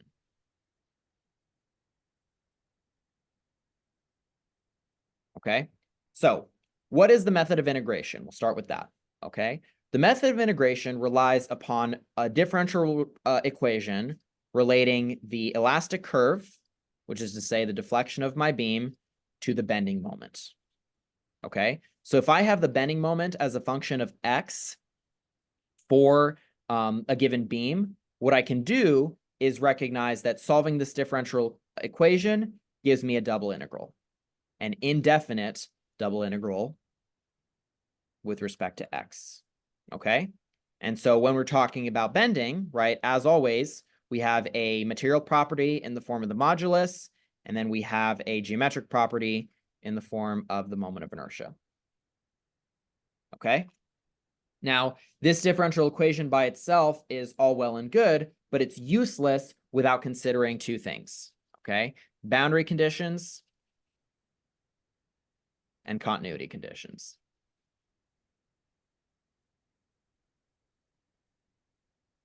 All right, so when we're talking about, actually solving this differential equation right here, we know that in any differential equation, we have to have some level of initial conditions, right? Let's say that we had, y prime plus 5y equals 7, okay? In order to solve this, you know that you need some kind of initial condition, like y0 equals 3 or something like that, okay? It's the same principle here, except that the boundary conditions, right, they're not just going to be, thrown right at you in a nice numeric form, okay? What you instead have to do is figure them out yourself based off of your beam, okay? So let's consider the method of integration for probably the simplest case, okay?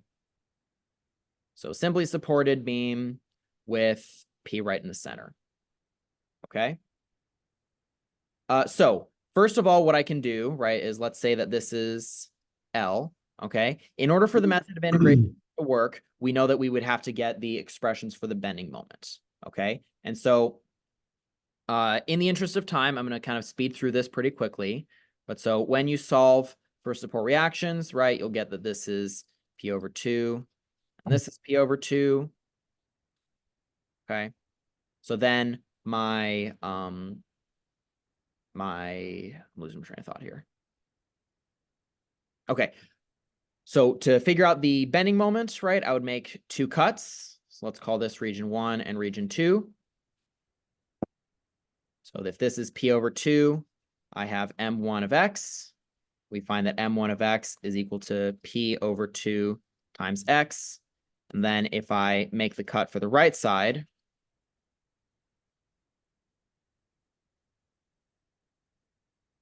we have M2 of x equals P over 2x minus, so again, the bending moment, excuse me, the moment of this force over here, right? So let me just go ahead and sum the moments. We have M2 of x is drawn clockwise plus P times x minus L over 2 minus P over 2 times x. So then solving for M2 of x, I have P over 2x minus Px minus L over 2. Okay, so your first step would be to get the expressions for the bending moment. All right. Now, once you integrate these twice, okay, what you're going to end up with is two different expressions for the elastic curve. Okay, so V1 of X would be something like, P over 12 X cubed plus C1X plus C2, right? Because we have constants of integration. V2 of X would be similar, but with just a few extra terms. Okay, so we would have minus, let's see, make this a little bit more user-friendly. So we have minus px, integrating that twice gives you x cubed over 6. We have minus p x cubed over 6. And then plus L over 2 x squared, but then another factor of 2. So this would be over 4x squared plus C3x plus C4. Okay, feel free to check me on that. Ultimately, this algebra here is not what matters. You're probably not going to have to do the integration yourself. What you do have to do, and this is the part that I want people to kind of emphasize, okay, is you have to be able to identify what your boundary conditions and your continuity conditions are. Boundary conditions are where your slope or deflection is constrained. So for example, we see that for this beam, I have a pin support at x equals 0 and a pin support at x equals L, or roller support, okay? Those block deflections, right? They set the deflection as 0, but they don't do anything about the slope. So what I would write then is for one condition, I would say V equals 0 at x equals 0. Okay. For my second condition, I see that I have V equals 0 on the right side. So that's at x equals L.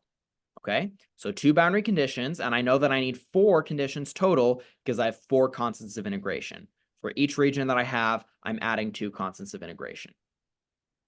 For my third condition, this is where the continuity comes in, okay? So at x equals p, I know that I have a different equation to the left and a different equation to the right. But in order for this to work, both the slope and deflection have to be continuous. So what that means then is I would say that V1 equals V2 at x equals L over 2. That's my continuity of deflection. And then for continuity of slope, I have dV1 dx equals dV2 dx at x equals L over 2. Okay? So once I have those conditions written down, then it's a matter of just substituting in to their respective equations. So for condition 1, since this is at x equals 0, that's only valid for equation 1. So this would be V1 equals 0 at x equals 0.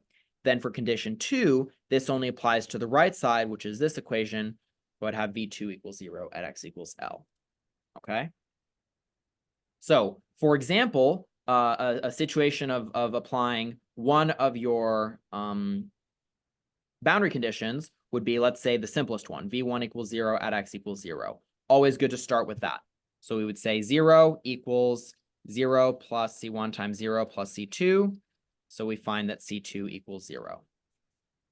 Okay, so one constant of integration down, obviously that would be the simplest one. The others are probably not going to be 0. But you can still apply them, right, and figure out what all of your constants of integration are. So on the exam, you're probably not going to be given something that asks you to find the entire elastic curve. Okay, you just want to figure out potentially the continuity conditions and boundary conditions. Or you might be asked to apply the boundary conditions and continuity conditions to find the constants of integration. Okay? Does that make sense?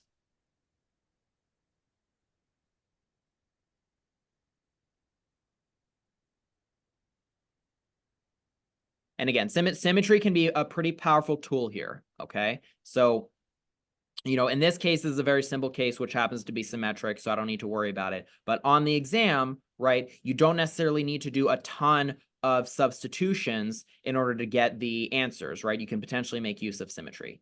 Why were you only able to apply the first boundary condition to the first equation? Well, the first boundary condition only applies to the top equation, right? The second boundary condition only applies to the bottom equation. I'm applying this equation right here just as an example, okay? To find the rest of the constants of integration, right? To find, C1, C3, C4, you would, set up a system of equations. Okay, and of course, with numbers, this would be much easier.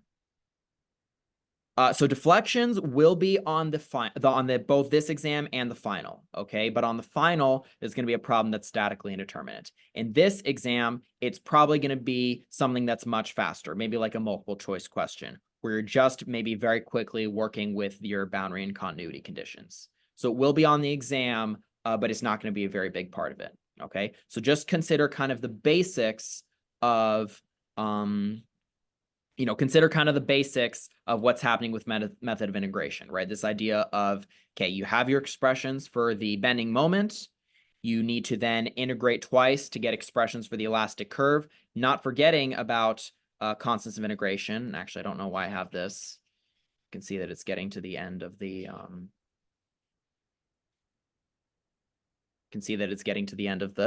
review session for me, okay? So you integrate it twice, end up with equations that have multiple constants of integration. Then based off your boundary and continuity conditions, okay, you can substitute in and then do some algebra to figure out what the true equations for your elastic curve are. Okay, did that answer your question?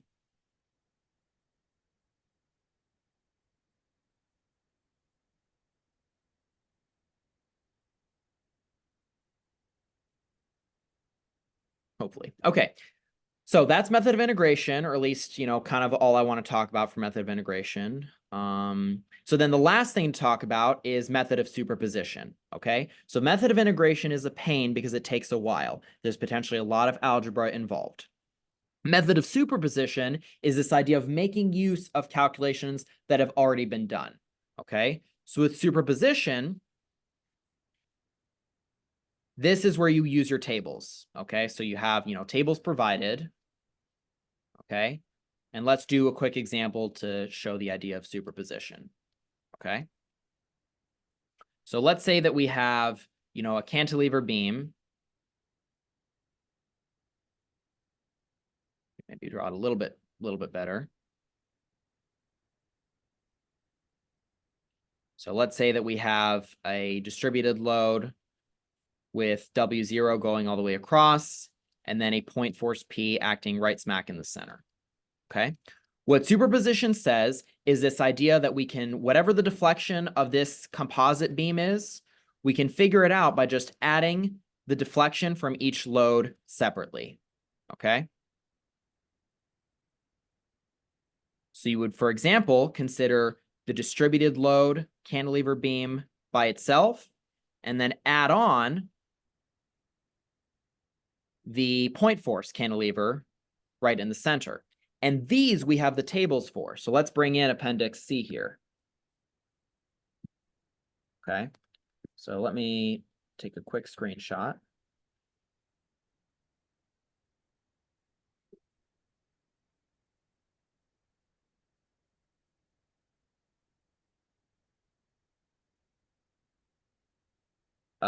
Let's see, is there any way I can zoom in on this? I don't know if I'll be able to. Okay, well, let's just quickly talk about them without being zoomed in, too much, and then I'll pick out the ones that I need, okay? So you can see how, for example, this cantilever over here, I already have the equation for its deflection, right? I already have that provided to me by this table, okay? And then similarly, the equation for the load in the center, that's already given to me by this table, okay? So what I can do then is to figure out my total deflection. That's just the sum of these two individual deflections, right? And this works provided I have small deflections. So in this class, we consider small deflections. Therefore, everything's linear. So that's what lets us do superposition. Okay? So once I've split it up into a bunch of simpler beams, which I know how to calculate, then it's just a matter of looking at my tables. Okay? So for example, for V1, I have this expression right here. So I'd say V1 equals negative WX squared over 24EI times X squared minus 4LX plus 6L squared. Then for my second elastic curve, I see that there's two separate equations, right? I have one for the left side and one for the right side. Let's consider just what's happening on the right side, okay? So for V2, for example, we would have negative PL squared over 48EI times 6X minus L, and this is valid for L over 2 is less than X is less than L. Okay, so then my total deflection, what I have to do is add these together. But I need to be careful because in this table, P was taken to be positive going down. Whereas up here, I have P going up. So what I need to do then is just flip the sign. My V total then would be negative WX squared over 24 EI times X squared minus 4LX plus 6L squared plus PL squared over 48 EI times 6X minus L. And this is valid for L over 2 is less than X is less than L. Okay, and that's it. Once I've written that down, it's done. No need to waste tons of time doing integration and complicated algebra. The superposition tables just give me that expression right then and there. Okay. And this works for the elastic curve, but it also works for just the maximum deflection. Okay. So if I wanted to figure out what Vmax was, I see that this is happening on the outer end for both the full distributed load case and the point force in the center case. So for Vmax, what I could do is I could say, all right, Vmax is going to be equal to negative W L to the fourth over 8 EI plus 5 PL cubed over 48 EI. Okay, and just like that, I can just add them together. What do you plug into X for the elastic curve equations? So that's the whole point. The elastic curve tells me the deflection of the entire beam. So if I were to plot this in Desmos, for example, I would get the expression for the entire beam. Okay, yeah, it's as a function of X. So if I need the deflection at any point, I can just go ahead and plug in X equals whatever, and then I'll get my answer. Okay, an interesting result from this is if I were to plug in, for example, X equals L, I find that I would get the exact same result as what I have down here. Okay, Vmax, these are just special cases of the elastic curve for regions of interest. Okay, obviously Vmax is a region of interest. We're interested in where the deflection is max. For these tables, yes, X is measured relative to the left side. What about the 2L squared from the first equation? Where? Like you got the negative WL power 4 over 8E. Oh, wait, never mind. I see. Okay, yeah. So I mean, there's a lot of terms, right? But at the end of the day, right, I would be given L and I would be given W and I would be given P. So then I could actually plug in all of my numbers and get a single equation that is only a function of X. And that's something that I can plot. Okay. So that's it. In superposition, figure out how to split apart your beam into a bunch of simpler shapes. Okay. Once you do that, you can just use the superposition tables on each one individually and then add the results. What I choose to do L over 2 is less than X is less than L. Just because I don't know. I could do V1. I could do the left side as well. It was just a decision here. Can I go over the overhanging situations? So we're running kind of a little bit late here, and I did do a worked example of the overhang on Canvas. So I think it's more useful if I just direct you to that. But in a nutshell, right, if you have an overhang, okay, let's say with a point force P, okay, what you want to do is figure out what the slope is if you were to consider just a distributed, if you were to consider just a simply supported beam, okay? So I could make a cut here, right? I could do, make a cut. Let's call this L.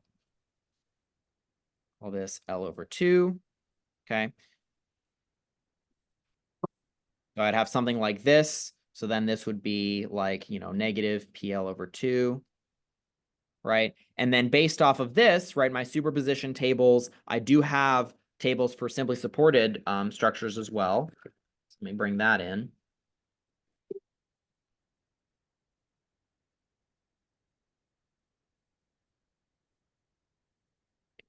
Give myself some more room here.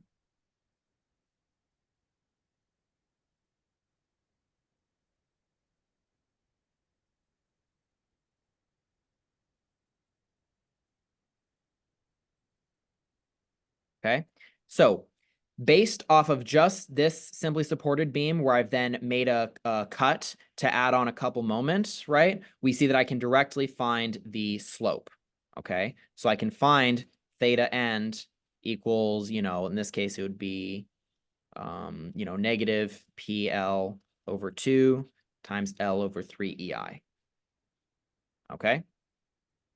Once I figured out the slope, okay, of just the simply supported beam before the overhang, then the overall deflection of the overhang is given as itself as a superposition, okay? So you first consider the fact that if I took off point force P, right?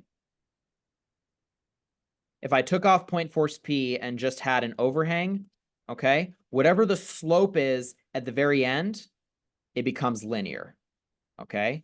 So then my first deflection term would be theta end times L over 2, okay? But then since I also have a point force P, I can then just add that on as a cantilever because I've already taken into account the natural deflection from the slope, okay? So then my V2 would be based off of this table, PL cubed, negative PL cubed over 3 EI. Okay, so then my total deflection, V end total, would be equal to all of this put together. Okay, so I would have negative PL squared over 6 EI times L over 2 minus PL cubed over 3 EI. Okay, so that's how you want to handle overhangs. Okay, there's a more complicated example that's worked out on Canvas in Dr. Zhuang's lecture notes. Okay. All right, so that is method of superposition. Again, you'll see it'll be on the exam deflections, but it won't be a very big part of it. Okay, so just kind of be familiar with how this works. Obviously, you will need to know this for the final exam, where it's going to be more comprehensive. So, definitely some good problems to review. Okay. So with that is all of the material. I had an example in Canvas. So this is under Dr. Zhuang's lecture notes. So actually, well, it's not, it's on Canvas. I think the module is titled Additional Lecture Notes. And it just so happens that we've posted a few of Dr. Zhuang's notes. I think it has the title of, overhang example or something in class activity. But it was basically a pretty tricky overhang, but it's worked out, in detail, and that's probably the upper limit on what you'd see for an overhang.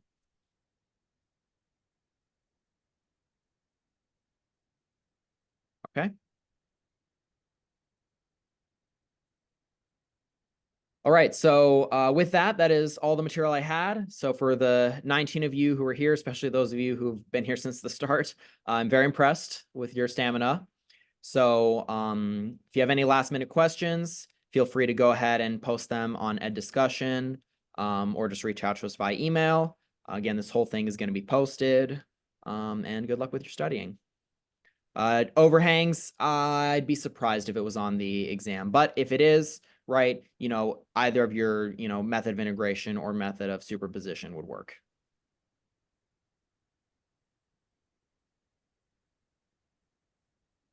All right, thank you guys. I will go ahead and pause the recording and get this uploaded to Canvas. Thank you for taking the time out tonight. I appreciate it. No problem. Have a good night. All right, good Thanks, night. very helpful.